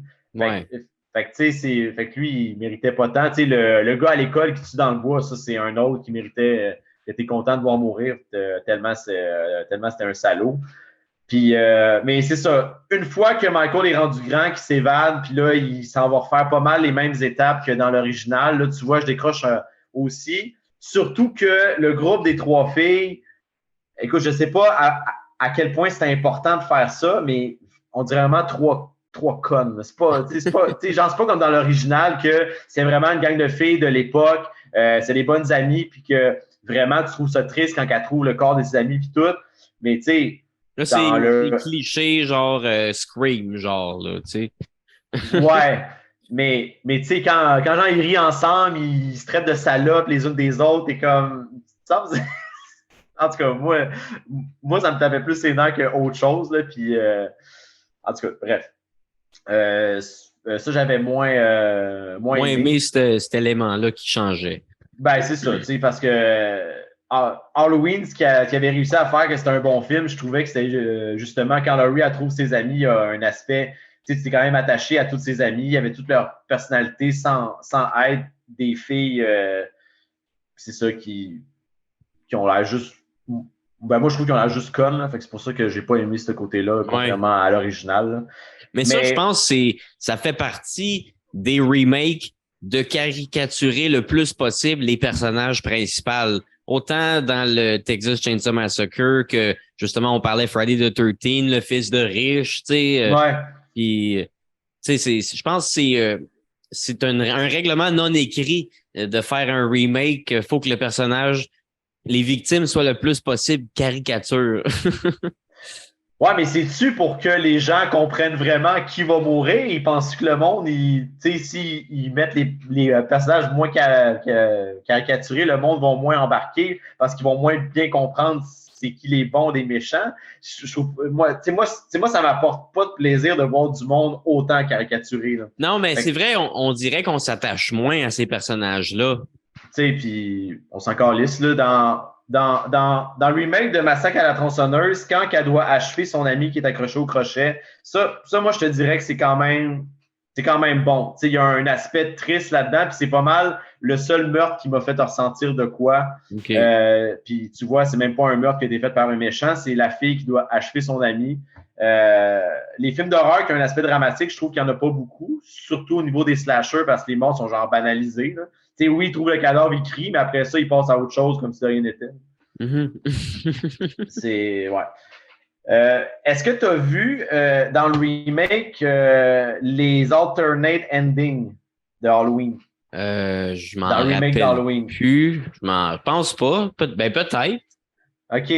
Parce qu'il y en a une, je sais pas si tu l'as en DVD, si tu peux voir ça, mais c'est sûr que tu peux le voir sur YouTube ou peu importe. Il y a comme une scène, c'est ça, une autre fin au film, que quand que Michael est comme, Michael meurt premièrement, puis pendant que ça dézoome sur sa face, puis ça monte vers le haut, t'entends un flashback de sa première rencontre avec le docteur Loomis à l'hôpital, puis d'entendre la voix d'enfant de Michael qui parle au docteur quand que le docteur avait encore espoir de faire quelque chose pour lui. Finalement, ça en est venu à sa mort. Écoute, ça vient comme redonner un aspect exactement beaucoup plus que dans d'autres films de slasher que tu es juste content de voir le tueur mourir. Mais là, tu te rends compte qu'au départ, Michael, son enfance, il y avait quand même espoir de le soigner. Mm-hmm. Écoute, si jamais tu as la chance d'aller voir ça, c'est vraiment bon. OK. Sûrement qu'elle est sur YouTube. T'écris Halloween 2007 Alternate Ending. Ouais, ça, c'est l'avantage de la technologie. Oui. Ça, on peut pas l'enlever. Sinon, je veux pas te donner trop de spoilers. T'avais-tu d'autres affaires à dire sur Halloween? Sur Halloween, pour l'instant, non. Malgré que c'est le seul que j'ai pas réécouté, mais le fait d'en parler, ça donne le coup en esti de réécouter. OK. C'est correct. Ouais. Mais c'est ça, moi récemment, j'ai regardé Hellraiser 2022 Oui. C'est ça, je disais, ça m'a pris beaucoup de temps à me décider de le regarder parce que je suis pas un fan de remake. Puis je trouve qu'Hellraiser, ils en ont fait beaucoup trop. Puis j'étais comme pas un autre Hellraiser, tu sais, qui va salir le premier. Mais non, pour vrai, c'est un bon remake. C'est genre un de mes remakes préférés probablement. Il y a un aspect que je trouve intéressant qui est un peu plus réaliste que je me dis si des entités comme les Cénobites existeraient pour vrai, il y aurait plus de l'air de ça que dans la version Clive Barker plein de cuir style sadomaso. Là, tu sais, sont quand même inside out torturés, mais tu sais, mettons, elle a une robe, sa robe, c'est sa peau qui est toute lacérée. Tu sais, il n'y a pas de cuir BDSM, c'est juste creepy, démoniaque, inhumain, tu sais, c'est la douleur. Puis ça, avec le make-up d'aujourd'hui, comme tu dis, la peau lacérée, puis tout ça, ça devait donner un effet qui était cool. Là. Ouais. Oh, tu vois, on va finir encore dans 10 minutes la tranche de 40 minutes. C'est pas grave. En tout cas, je vais continuer sur Hellraiser. Oui.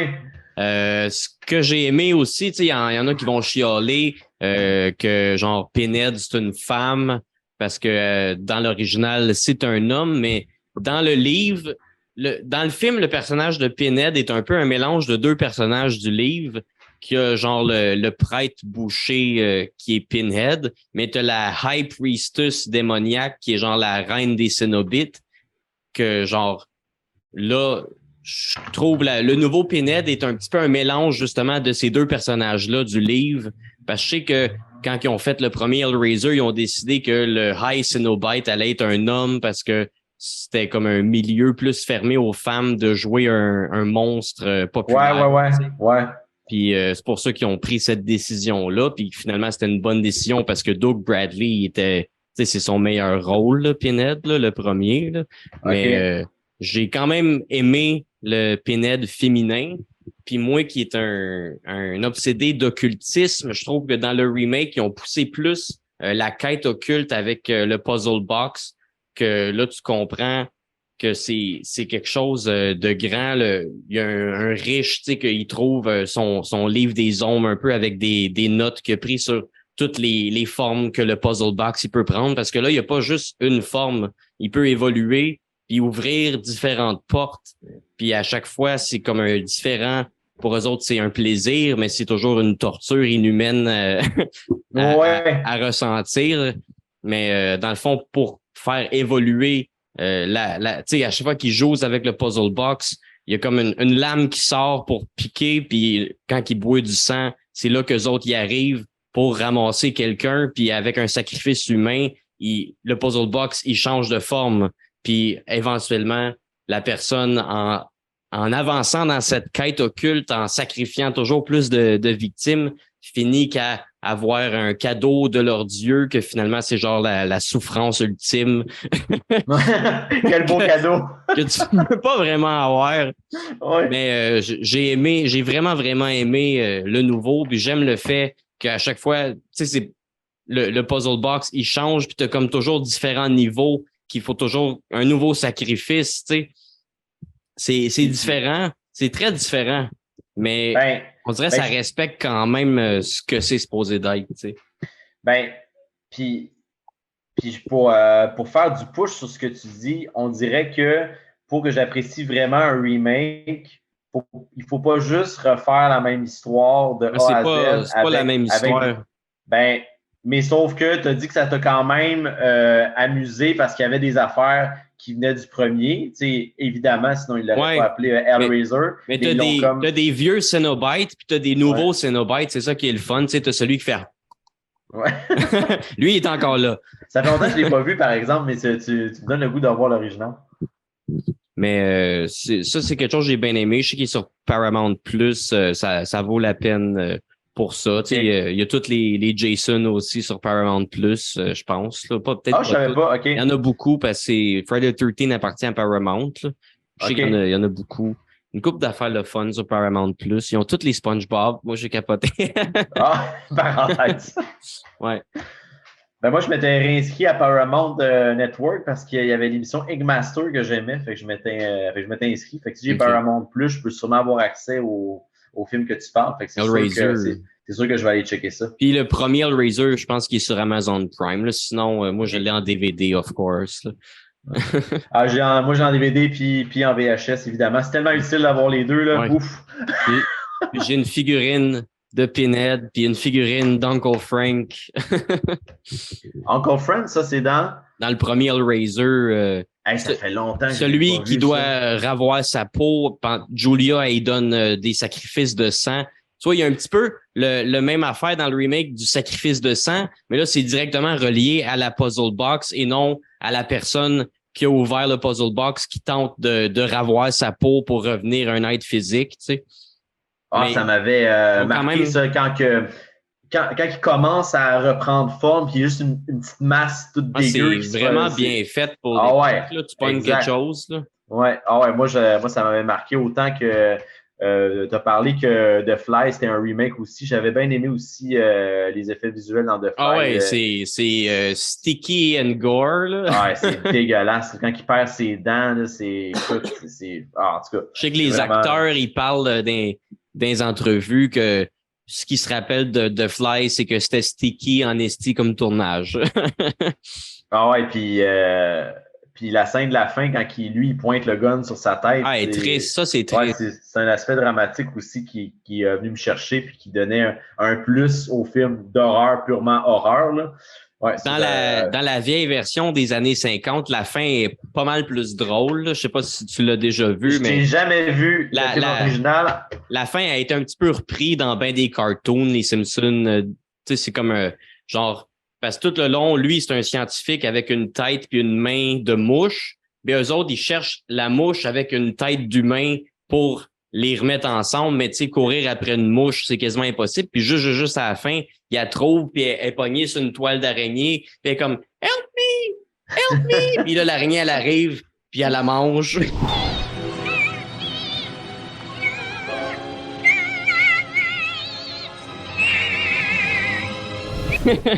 C'est chiant. Mais c'est ça, la fin du vrai The Fly est vraiment drôle. Là. Ça, je m'en rappelle. Okay. Puis tu sais, parce qu'au début, tu vois juste une mouche avec une tête blanche, mais là, tu le vois vraiment de proche que c'est une mouche avec genre une tête puis des bras. Là. Hey, ça doit être mauvais, comment ça doit être mal fait en plus. Là. Ben moi, j'aime ça. Là. Moi, j'aime bien les vieux films, mais c'est pas The Fly des années 80. Là. Ça, c'est vraiment autre chose. Là. C'est sûr, t'es vraiment loin de ça. Mais fun fact, le vrai The Fly des années 50, ça a été tourné puis ça se passe à Montréal. Ah ouais? Ouais. Ça, c'est... Ben, tu m'as dit que le nouveau Scream, tu fais de la figuration, il a été tourné à Montréal. Ouais, c'est ça. C'est Scream à New York, mais ça a été tourné à Montréal. Fait que si je te cherche, peux-tu te trouver? Ah, je suis allé au cinéma l'autre jour, puis j'étais comme, j'espère qu'on va me voir.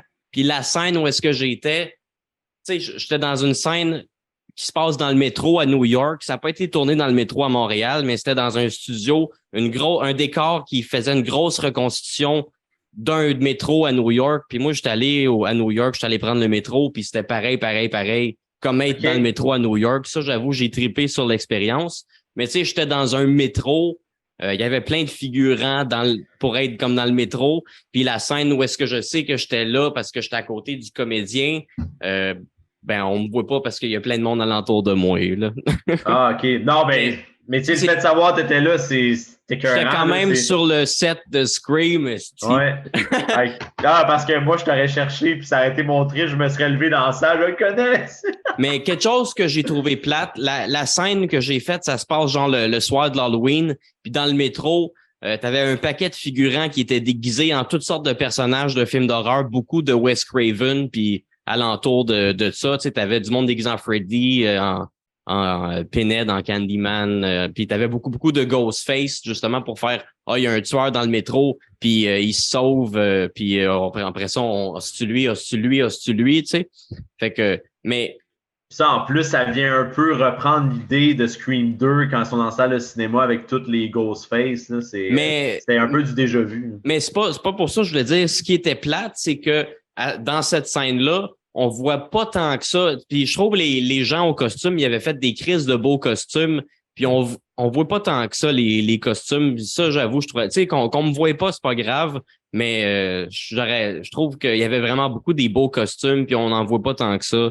Puis ça, je trouve ça plate parce qu'ils savaient vraiment donner. C'était vraiment une belle ambiance d'être sur le set. Là, t'avais toutes les légendes de films d'horreur étaient avec moi. Un moment donné, je m'en rappelle, je m'en vais aux toilettes me laver les mains. Puis dans le miroir en arrière de moi, il y a quelqu'un qui arrive déguisé en Candyman. Là, j'étais comme Chris, j'ai vu Candyman en arrière de moi dans le miroir, puis je suis pas mort. T'as-tu eu peur? Ben non. Mais là, je vois qu'il reste moins qu'une minute. Fait qu'on on va couper ça, on va se relogin. On va continuer ça, cette belle conversation-là. Fait que ça sera pas trop long. Parfait. Bien sûr. Fait qu'on est de retour après cette courte pause. Ça va toujours bien? Yes, sir. Ben écoute, je trouve surtout que ça passe vite. C'est fou comment on peut avoir du contenu. Puis en plus, en parlant, il y a comme plein de remakes que j'avais pas pensé. Il y a The Dawn of the Dead qui a eu un remake qui a été fait là-dessus que j'ai pas pensé écouter du tout, qui était quand même, que je me rappelle avoir vu au cinéma, qui était quand même bon.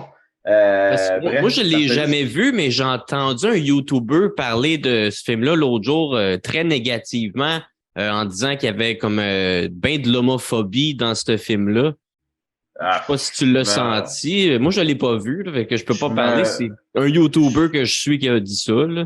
Faudrait que je le revoie, mais ça me sonne pas une cloche pour être honnête. Je me rappelle pas de ça. Bon. Mais en tout cas, je l'ai pas vu. J'avoue, il faudrait que je le regarde pareil. Là. Même si je suis un fan Romero, c'est quand même un classique qu'ils ont remaké que je devrais regarder. Là. Ouais, ben c'est ça. Écoute, j'ai tellement perdu le fil. Là. Il y en a tellement des quelque chose of the Dead, Diary, Land of the Dead. Écoute, il y en a. Le dernier que j'ai vu, c'est lui qui sont dans.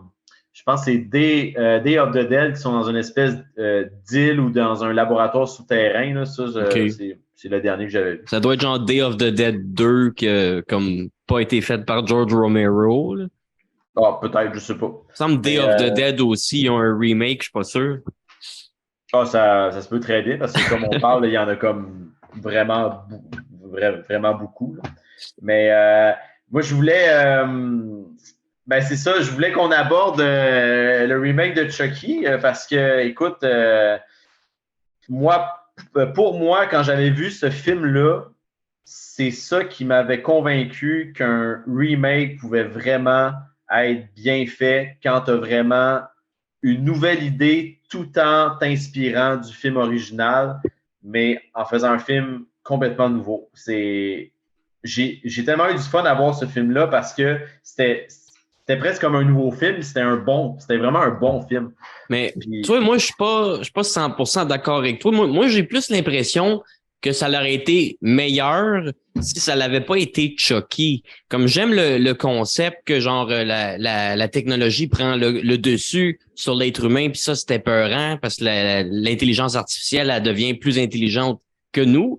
Mais on dirait que je trouvais que ça n'avait pas rapport avec Chucky, mais j'aimais quand même le concept. Mais moi, tu vois, je me suis dit, il me semble que ça aurait été meilleur si c'était juste un film d'horreur qui avait pas rapport avec Chucky. Puis c'est pour ça que j'ai beaucoup aimé Megan qui vient de sortir. Je l'ai pas vu encore, mais il faut que j'aille voir ça. C'est un petit peu ça. C'est quand même très drôle. Là. J'avoue qu'il y a bien des bouts où ce que dans la salle, le monde, ça riait fort. Là. OK. Tu sais, c'est un film d'horreur drôle. Là. Mais ouais, moi, le remake de Chucky, j'ai pas accroché, mais j'aimais l'idée. Mais tu vois, c'est quand ils ont sorti la série télé qui suit directement les vieux films, j'étais plus content de ça. Mais je comprends qu'est-ce que tu veux dire, qu'un remake, il faut que ça aille ailleurs, faut pas que ça répète la même histoire, copier-coller, tu sais. Ça, c'est vrai qu'ils ont bien fait ça. Parce que l'idée, tu sais, au départ, l'idée d'une poupée dysfonctionnelle, tu sais, puis je suis sûr que le Chucky original, toi, tu as sûrement dû triper sur l'aspect de la possession aussi quand il fait appel, justement. Le tueur qui transfère son âme dans une poupée avant de se faire tuer par la police. Ouais, ça, c'est. Le voodoo. Non, mais ça, c'est une scène épique au début avec les nuages au-dessus du magasin de jouets. Là. Ça, c'était comme super écœurant. Pas que c'était tant bien fait. Mais, non. Mais je trouvais ça cool comme ambiance. C'est maléfique.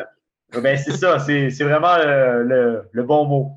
Puis, mais tu sais, parce que dans le fond, dans le remake, c'est vraiment une poupée qui a une erreur de fabrication. Ouais. Puis, tu sais, qu'il embarque sur le fait que la poupée commence à tuer, mais c'est parce que l'intelligence artificielle a aussi ses limites au niveau de la compréhension de qu'est-ce qui se fait puis qu'est-ce qui se fait pas. Fait il y avait quand même, tu sais, dans l'original, il y avait une vie qui était transférée dans la poupée. Ben, dans le remake, c'est comme si la poupée était rendue avec une vie propre à elle, tellement elle prenait des décisions par elle-même, même si c'était des mauvaises décisions. C'est ça qui était peurant, c'est qu'un jour, la technologie ait comme une conscience, tu sais. Ouais, ben comme ça m'a rappelé le film iRobot avec Will Smith aussi. Tu sais, quand les robots décident de nous tuer parce qu'on est notre propre menace finalement. Ben tu sais, Chucky, dans le fond, tu sais, lui, il voit des choses, tu sais, encore une fois, un beau-père trou de cul qui traite mal l'enfant, fait qu'il décide de le venger. Moi, j'écoute encore beaucoup les films en français. Je sais que la plupart disent Ah, je les écoute pas en version originale, mais ça crée des moments de doublage que je trouve drôles. Ouais. Moi, quand la première fois que la poupée répète gros con, écoute, moi, je suis crampé, là, ça me fait tellement rire là, quand l'enfant il dit Ah, ça, c'est mon chat, c'est un gros con. Gros con. Puis déjà là, il se rend compte que sa poupée, il y a de quoi qui marche pas parce qu'elle n'est pas censée dire des gros mots. Non, ça m'a vraiment fait rire. Puis, ouais, puis tu sais, ça vient aussi, l'erreur de fabrication vient d'un coup de tonnerre. Ça m'a fait penser, ça m'a fait un lien avec Vendredi 13, quand dans la partie 6, Jason il revient à la vie parce qu'il y a comme une éclair qui tombe sur le poteau qui était rentré dans lui, qui a donné vie à Jason. C'est un peu la même chose dans Charles Play. Ça, j'avais trouvé ça cool. Je ne sais pas si beaucoup ont fait ce parallèle-là, mais moi, ça m'a fait penser à ça. Puis déjà, l'éclair dans Jason, ça venait de Frankenstein. Là. C'est même une entrevue avec le réalisateur de Friday the 13th 6 qui avoue qu'il tripait sur les monstres en noir et blanc puis il voulait genre rendre hommage à ce style-là. Là. Ah ben, tu sais, on a parlé de Frisson tantôt. Frisson, ça a été écrit par Kevin Williamson, qui a lui-même dit que c'est un gros fan d'Halloween, qui a voulu rendre hommage à Halloween en mettant des scènes dans... Oh ouais, vraiment. Tu sais, on voit des scènes d'Halloween dans... Ça n'a pas été écrit par Wes Craven? Ben, ça a été réalisé, mais sauf que le scénario a été écrit par Kevin Williamson. Je suis et là, non, ben, vu que tu me fais douter, je préfère aller vérifier parce que comme toi, j'aime pas ça dire de la merde. Mais ça se peut, on peut peut-être travailler ensemble. Screenwriter. Attends, ça va aller vite. Scream. C'est ça. L'écrivain, c'est Kevin Williamson, puis ça a été réalisé par Wes Craven. Ouais. Ouais.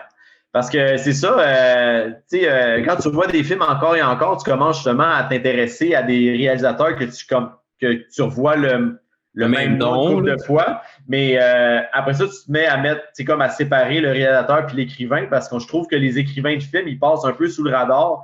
C'est comme tu vois, quand on parle de Frisson, on pense à Wes Craven. Plus à Wes Craven que Kevin Williamson. Ouais. Et c'est ça, je trouve des fois que les écrivains, les screenwriters, ils passent un peu inaperçus des fois. Mais toujours, là, c'est dans tous les domaines. Là. Les writers, c'est les fantômes de leur milieu. Là. Ouais, ben, au niveau de l'humour aussi, hein, des fois, les textes, c'est vraiment pensé pas juste au gars qui est on the stage. Qui dit on stage, ouais. Ouais. En tout cas, dans le milieu underground, c'est beaucoup des gens qui écrivent leur propre matériel, là, mais dans ceux qui font de l'argent, c'est une autre affaire. Ils ont souvent une grosse équipe en arrière d'eux autres. Ouais. Ah, c'est juste ça qui nous manque, dans le fond, pour faire de l'argent. Exactement. Tu sais, on dit beaucoup que Halloween s'est inspiré de Psycho. Je sais pas si tu as vu Noël tragique. Black Christmas. Ouais, de 64. Ouais. Ça aussi, ils ont fait genre 2 remakes, là, mais l'original, c'est tant qu'à moi le meilleur. J'ai pas vu le remake 2016, mais le remake 2006, il est comme Oh, Oh non, non, c'est ce genre-là, vraiment. il tue le garde de sécurité avec une canne de Noël, là, il tue sa mère, puis il fait des biscuits en pain d'épices avec sa peau. Tu sais, c'est comme un méchant de Noël. Là, tu sais, c'est comme ta gueule. Là. Ouais, ça me faisait C'est penser trop thématique. un peu comme les Killer Clowns là, qui venaient de l'espace qui shootaient du popcorn sur le monde. Oh, c'était vraiment, ouais. Mais bref, tu sais, on associe beaucoup Halloween à Psycho, mais il y en a beaucoup qui disent que Halloween, c'est beaucoup, ça a beaucoup pris naissance à partir de Noël tragique, la manière que c'est filmé puis tout. Puis Noël tragique, finalement, c'est comme jamais c'est qui a Non. tué tout le monde. Ça moi, j'ai trouvé ça fucked up, là. Ça m'a C'est frustré, mais en même temps, je juste un trouvais ça. stalker. Ouais, exactement. C'est Mais ça qui était ça. peurant, tu sais. Ouais. Ça rend ça plus mystérieux. Moi, je trouve que c'est mon film de Noël préféré. Ah, ben écoute, ça nous met vraiment dans l'ambiance de Ben Noël. oui. Ouais. Mais Black Christmas, y a-tu d'autres remakes que j'ai vus récemment ou qui ont été Je suis en train de regarder parce que j'ai ma pile de VHS à côté de moi, puis j'essaie de voir s'il y en a d'autres qui me viennent en Non, tête, je sais mais qu'il y a une couple de Stephen King qui ont passé au remake aussi. Tu sais, t'as It qui ont carrément fait un esti de remake en 2 films. Ils ont fait le premier film en 2 films. Sinon, ils ont refait Pet Sematary. Ils ont refait Carrie. Euh, une c'est couple. vrai que je me suis jamais intéressé tant au remake de Stephen King. J'ai vu Pet Sematary, l'original, j'ai pas vu le remake. L'original, moi, je l'ai bien aimé. Moi, J'ai j'aimais bien beaucoup aimé l'idée. l'original. Hmm. Le remake, je suis allé le voir au cinéma, puis ça n'a rien à offrir.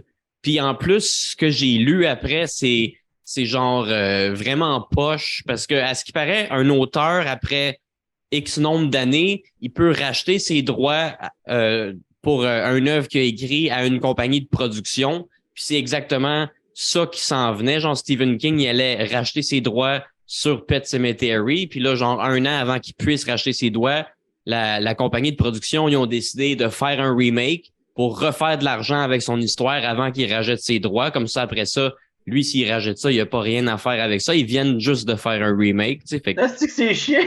c'est ouais, c'est ça. Ça n'a rien à offrir. C'est un money grabbing. C'est pas comme le remake de Hit qui va sûrement devenir un classique tant qu'à moins. Le vieux Hit, c'est bon, mais il y a pas beaucoup de budget. Puis en un film, Ben, je ils pense ont qu'à fait la base, ça un avait livre été. de 800 pages, fait que ça marche Je pas pense que ça bien. avait été fait pour la TV à la base, Ouais, le ouais, premier hit. c'est un TV movie. Ouais. Euh, tu sais, je trouve, moi, je l'ai lu, Hit, puis c'est ça, c'est comme, c'est peut-être 1500 pages, même le livre de Hit, là, comme, ça prend plus qu'un film pour faire ça, puis ils ont vraiment bien fait ça avec le remake, puis il y a beaucoup de budget dedans, ce qui rend le monstre beaucoup crédible, beaucoup cauchemardesque. Moi, je trouve, c'est un des meilleurs remakes de notre époque, probablement, le nouveau Hit, là, le un puis le 2 là.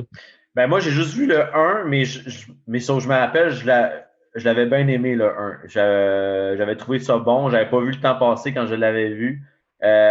Puis, effectivement, l'ambiance créée là-dedans, puis tout, justement, il faudrait que je le voie parce que ça fait vraiment longtemps. Je me rappelle pas de beaucoup de scènes, mais je me rappelle être sorti de là, puis j'étais extrêmement, extrêmement satisfait.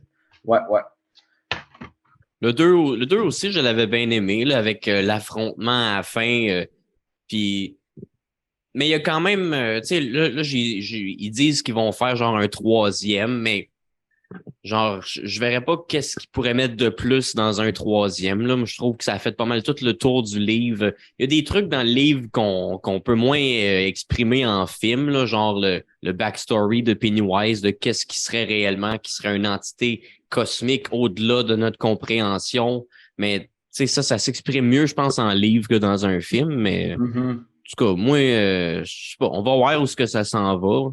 Ben, Euh, c'est sûr qu'il va y avoir un public. C'est sûr que, encore une fois, quand on ben, parle je vais aller le de, voir, c'est sûr. ouais, c'est ça. Puis quand on parle de la raison d'être des remakes, c'est sûr qu'il y a une question d'argent qui est reliée à ça. Ils savent qu'ils ont un public, ils ont autant de public rétro que le nouveau public qui ont aimé justement ce qu'ils ont fait avec Hit. Fait que parce que quand je regardais, je me suis intéressé au budget que les remakes avaient eu. Comparé Pas le au budget. vieux. Non, non, mais je veux dire le profit qu'ils ont fait par rapport au budget qu'ils ont mis sur le remake. Ils ont toujours fait énormément d'argent, peu importe la qualité du remake. Là, tu lis les critiques, Massacre à la tronçonneuse, Vendredi 13, les critiques sont exécrables.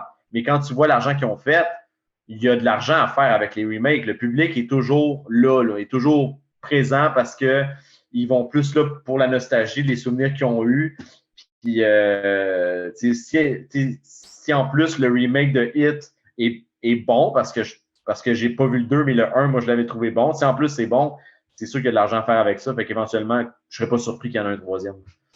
Ouais. Mais les fans d'horreur sont un peu comme des rockers ou des métalleux. Tu sais, on est fidèles. Quand ton band préféré vient en ville, tu vas voir le show. C'est la même affaire quand ta franchise d'horreur que t'aimes depuis que t'es petit sort un nouveau film, même si ça a de l'air mauvais, tu vas payer, tu vas aller le voir, tu sais. Ouais. Ben, tu le fais pour toi, puis comme tu dis, tu le fais pour l'amour que tu as eu pour cette série-là, que ce soit bon ou pas bon. Il va au moins avoir, tu souvent les remakes, le début des remakes, c'est tout le temps bon parce qu'on dirait que tu te remets dans l'ambiance justement de la saga que tu aimes tellement. Puis à mesure que ça avance, c'est là que ça perd un peu, puis tu te dis, bon, finalement, c'est comme ça n'amène pas grand-chose. Mais tu sais, tu seras pas. Tu peux dire que le film était mauvais, mais moi, j'ai jamais été en tabarnak quand j'ai quitté un film. J'étais content Moi, d'être quand allé je suis voir parce sorti que d'Halloween Ends, j'étais en tabarnak. C'était comme esti. moi, j'étais plus. J'étais, je comprenais pas ce que j'avais vu. Je me posais plus de questions sur. OK, c'est sûr, je vais pas dire que c'est bon, mais c'était tellement pas ce que je m'attendais. C'est moi qui a mal compris quelque chose dans ce que je viens de voir qui fait que je ressors de là puis j'ai pas tant trippé, mais en tout cas, ça a été. Je trouve que Ça a c'était été un petit peu écrit sur le coin de la table, on dirait. Là, c'était déjà ouais. entendu qu'elle allait faire une trilogie. Puis là, Ouais. il savait plus quoi faire. Là. C'est Il faut quand même en faire un troisième. Là. Ouais, parce que la fin du 2, moi, je l'avais aimé, l'espèce de. Tu sais, qu'ils disent que qu'est-ce qui le maintient en vie, c'est que le monde, il continue à le craindre pareil. C'est comme ça qu'il fait, qu'il se relève tout le temps. Ça le rend surhumain. Ouais, c'est ça, tu sais, on va au-delà du fait qu'il est possédé. C'est genre nous autres qui le maintient en vie par la peur qu'on a. Fait que ça, je trouvais ça intéressant. Puis, le fait qu'ils ont comme tassé un peu Michael de Halloween Ends, en tout cas, ils ont fait bien de l'argent parce qu'ils ont attisé le questionnement sur comment ça va finir. Ils annonçaient tellement ça va être l'affrontement final, mais ils l'ont pas rendu. En tout cas, Puis l'affrontement final, on s'entend à la fin, là, quand il meurt, c'est même pas satisfaisant. C'est comme, ben, il est vraiment mort, là. OK, c'est comme ça que ça se termine. OK. Tu sais, à la limite, je trouvais que la meilleure fin des Halloween, ça a été le 20 ans plus tard. Ça a été, tu sais, c'est Laurie, il tranche la tête, puis là, vraiment, Là, il y avait. finalement, c'était pas sa tête à lui. Ça, c'était l'affaire la plus n'importe quoi que j'ai vue parce que après ça, je suis allé réécouter évidemment le 20 ans plus tard.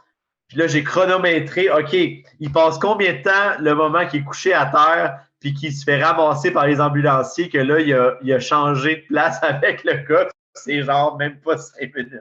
Mais c'est sûr qu'au début, c'était voulu pour être lui, mais là, ils se sont dit, faut qu'on en fasse un autre. Fait que finalement, c'était pas lui, tu sais. C'est ça, ouais, c'est ça. C'est vraiment ça qu'on a trouvé parce que, mais tu sais, la fin du 20 ans plus tard avec. Puis même quand il demande, tu sais, quand il tend la main puis qu'il demande de l'aide à Laurie, à ce T'as moment-là. l'impression que là, tu files quelque chose d'humain dans lui, mais finalement, c'est parce que c'était une innocente victime. Ah non, ça, moi, je rentre pas là-dedans. Gars, moi, Michael reste lui-même puis il a demandé pitié à ce moment-là. Mais j'aurais rajouté, tu sais, quand Laurie elle va presque toucher sa main, moi, j'aurais remis des flashbacks de elle qui découvre ses amis qui sont morts. Moi, j'aurais rajouté ça, un autre clin d'œil au premier Halloween. Puis là, elle décide de le tuer parce que c'est vraiment trop. Mais ça, c'est vraiment critique personnelle parce que je l'ai sûrement trop écouté. Mais je comprends. Ça aurait pu rendre ça plus nostalgique aussi, là. Ben, tu sais, puis, tu sais, vu qu'on voyait de l'humanité un peu dans Michael qui demande pitié, ben, autant Laurie, elle va rester humaine, puis le deuil qu'elle a envers ses amis va faire que non, c'est impossible que je te pardonne ça. Puis, fait qu'elle prend la décision de finalement le tuer, mais ben, moi, c'est le premier film d'horreur que j'ai vu dans ma vie, fait que c'est sûr que je reste bien attaché à Halloween 20 ans plus tard. Là, j'attends de voir comment est-ce qu'ils vont remaker ça encore. Parce que on va aller le voir. Là, c'est fini. Là. Ils peuvent pas continuer cette saga-là. Ils vont faire un autre timeline. Là. Ça va être un autre remake. Michael Myers, robot dans l'espace. Ben oui, c'est ça. Michael X. Puis hey, moi, ça m'avait pris du temps à catcher que le 20 ans plus tard, ils ne prenaient pas en considération le 4, 5, 6. Ça m'avait. Moi, j'avais aussi, pas catché. j'ai catché ça dans les dernières années, je pense. Puis c'est vrai que quand tu le réécoutes, ça fait pas de sens parce que dans Halloween 4, 5 puis 6, Laurie, elle a une fille. Là, dans le 7, elle a un fils, puis elle a plus de fille, tu sais. Non, puis elle n'en parle jamais. Mais pourtant, ce que je comprends pas, c'est que dans le début du générique de Halloween 20 ans plus tard, tu vois des ciseaux avec du sang dessus. Puis Michael, dans Halloween 1 et 2, jamais il a tué avec des ciseaux. Puis le seul meurtre que j'ai vu avec des ciseaux, c'est la nièce de Michael à la fin de Halloween 4 a tué sa belle-mère avec des ciseaux.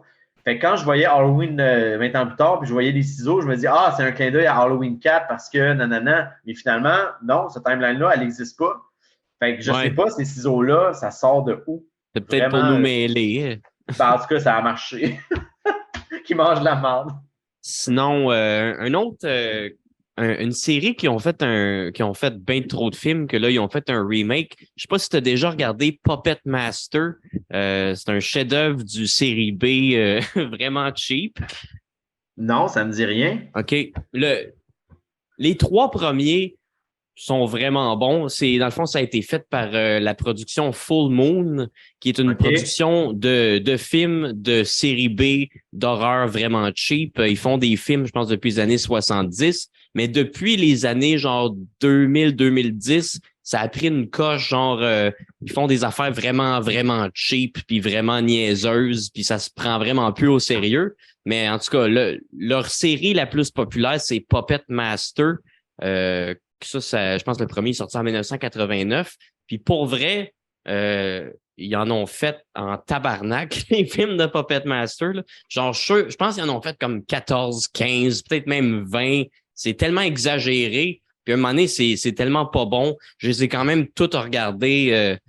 J'ai tout le temps des bouts le fun pareil. Puis j'aime voir comment l'histoire va évoluer. Mais dans le fond, dans la série originale, c'est c'est un marionnettiste qui serait genre sauvé des nazis, que lui, il avait comme une formule secrète qui venait genre de l'Égypte ancienne, qui shoot genre dans ses marionnettes, puis ces marionnettes, ils deviennent en vie, puis ils tuent en tout cas, ils tuent du monde.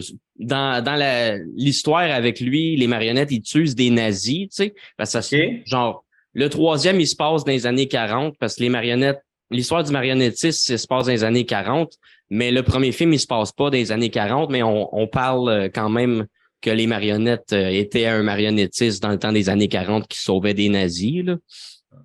Mais en tout cas, dans la vieille histoire, c'est des marionnettes anti-nazis, mais dans le remake, c'est des marionnettes nazies.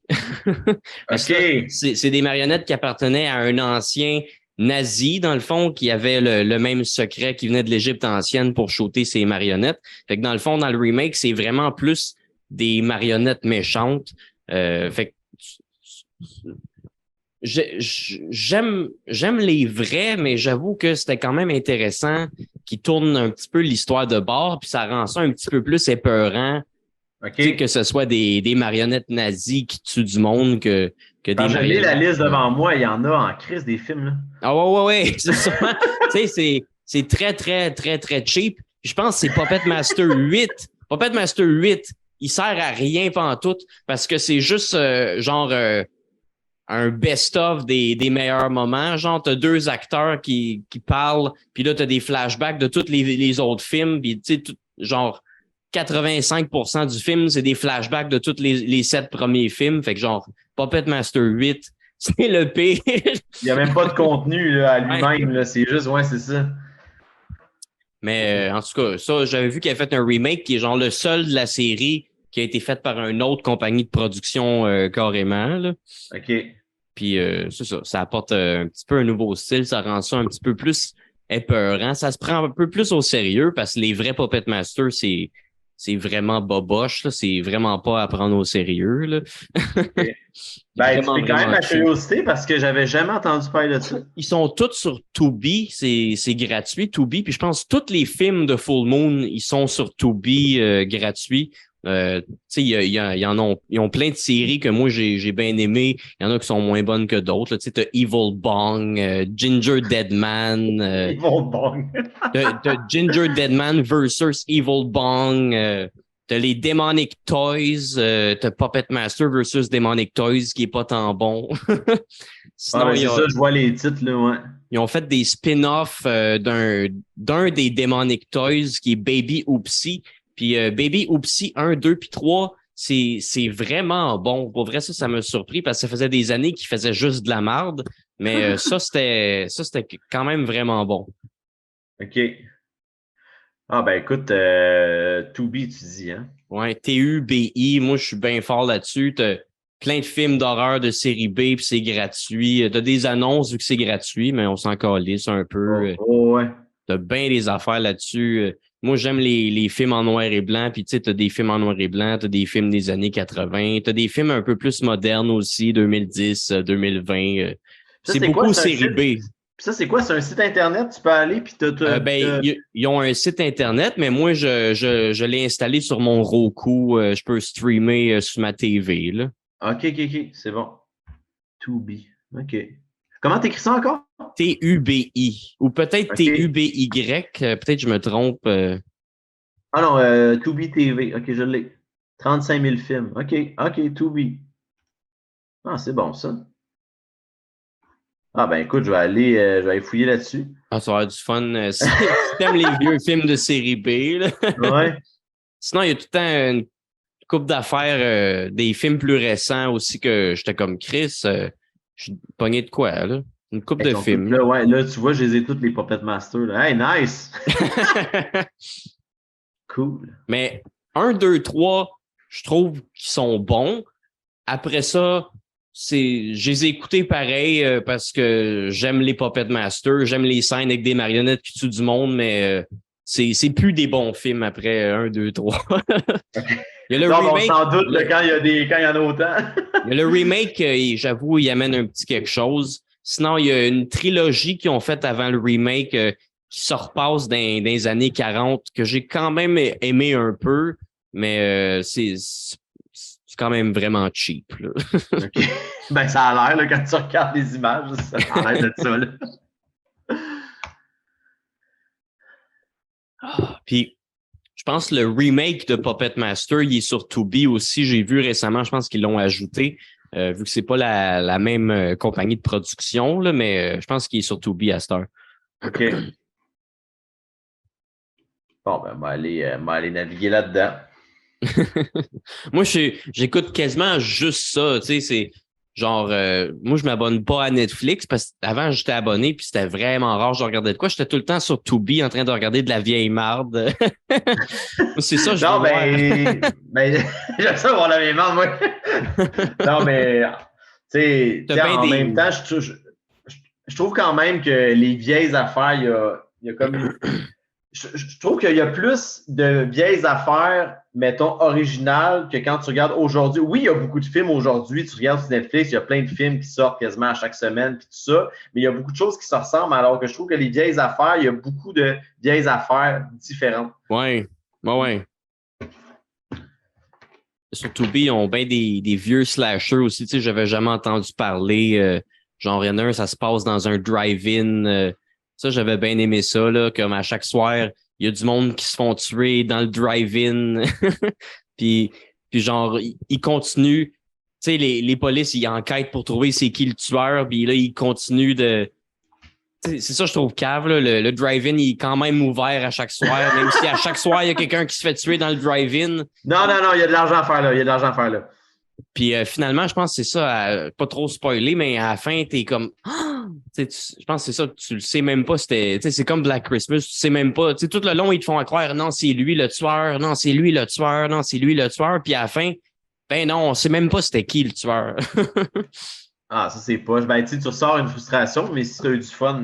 Mais c'est comme Black Christmas. Moi, je trouve que ouais. c'est le fun qu'on savent. Finalement, tout le long, ils te font à croire que c'est le paquet de monde, puis ben non, c'est juste un tueur mystérieux. Ouais, que tu sais jamais. Puis, tu vois, il y a Terrifier aussi sur Tubi.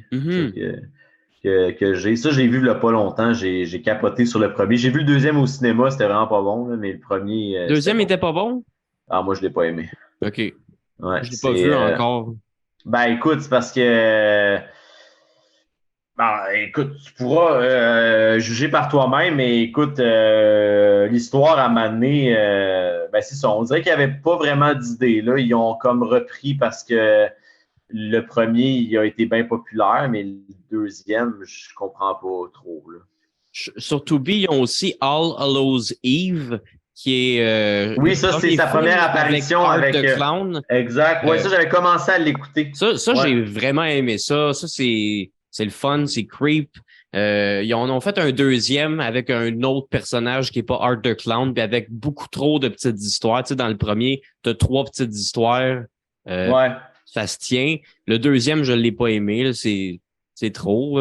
Mais le premier, avec les premières apparitions d'Art the Clown, ça, j'ai vraiment aimé ça.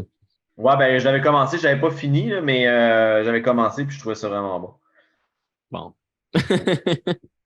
Fait que là, il nous reste un autre. On est sur le dernier 10 minutes de la tranche. Je sais pas si tu avais d'autres choses que tu voulais ajouter. Ben moi, je te dirais que j'arrive pas mal au bout des devoirs que j'ai faits. Je trouve que le temps passe extrêmement vite, mais je trouve ça vraiment cool. Puis comme on dit, je pense pas qu'avec l'argent qu'ils font sur les remakes, ça va être la fin des remakes. Je pense qu'on va en avoir d'autres.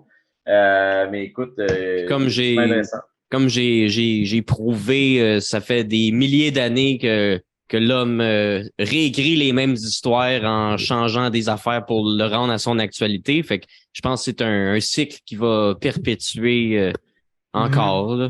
Ben ouais, on devrait justement avoir la chance de se reparler peut-être par rapport à ça, vu qu'on sait qu'il va en avoir d'autres qui vont s'en venir. Mais tu vois, ça me donne encore le goût d'aller revoir encore des films comme Halloween. Je pense que je vais me leur taper encore, mais il y a plein de films que j'ai goût de revoir juste parce qu'on en parle. Là.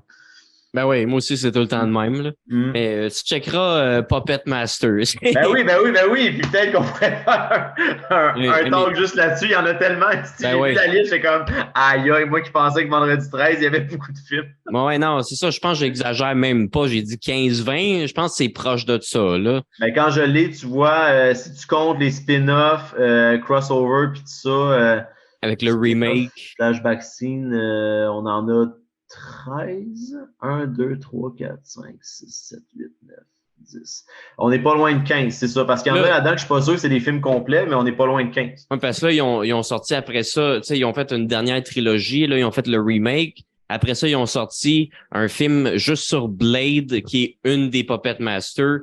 Après ça, ils ont fait Dr. Death, un film solo qui est comme ça, c'est le dernier qu'ils ont sorti. Je l'ai vu il y a pas longtemps, qui est comme un retro Puppet Master qui est un personnage dans le 7e, tu sais. Là, c'est rendu qu'ils font des films avec juste une marionnette. Fait que, tu sais, il y en a à faire pour longtemps. Ben, je sais pas, il y en a combien au total, là, mais s'ils commencent à en faire sur chacune, on va dire comme toi, ils n'ont pas fini. Ouais. Fait que c'est ça. Sinon, moi, ben, vous pouvez vous abonner à ma chaîne YouTube, François Quirion. Sinon, suivez-moi sur Facebook, François Quirion humoriste. Vous pouvez vous abonner à mon Patreon pour avoir tous mes épisodes un mois à l'avance. Sinon, mes épisodes sortent toujours sur ma chaîne YouTube, puis en audio, sur pas mal toutes les plateformes. Fait que c'est pas mal ça pour moi. T'avais-tu un petit mot de la fin? Ben, écoutez, moi, je pense qu'il faut continuer à écouter des films d'horreur. Moi, je pense qu'on peut toujours être surpris. Moi, c'est ça qui me pousse à aller voir n'importe quel film qui sort. Moi, je me dis tout le temps qu'à un moment donné, je peux pas croire qu'il y en a tellement qui sortent, qu'il n'y en a pas un qui va encore réussir à me surprendre. Puis que Justement, mon prochain film d'horreur préféré, je me dis tout le temps, c'est peut-être le prochain. Fait que continuez à aller voir les films d'horreur, continuez à en parler. Puis c'est ça. Yes.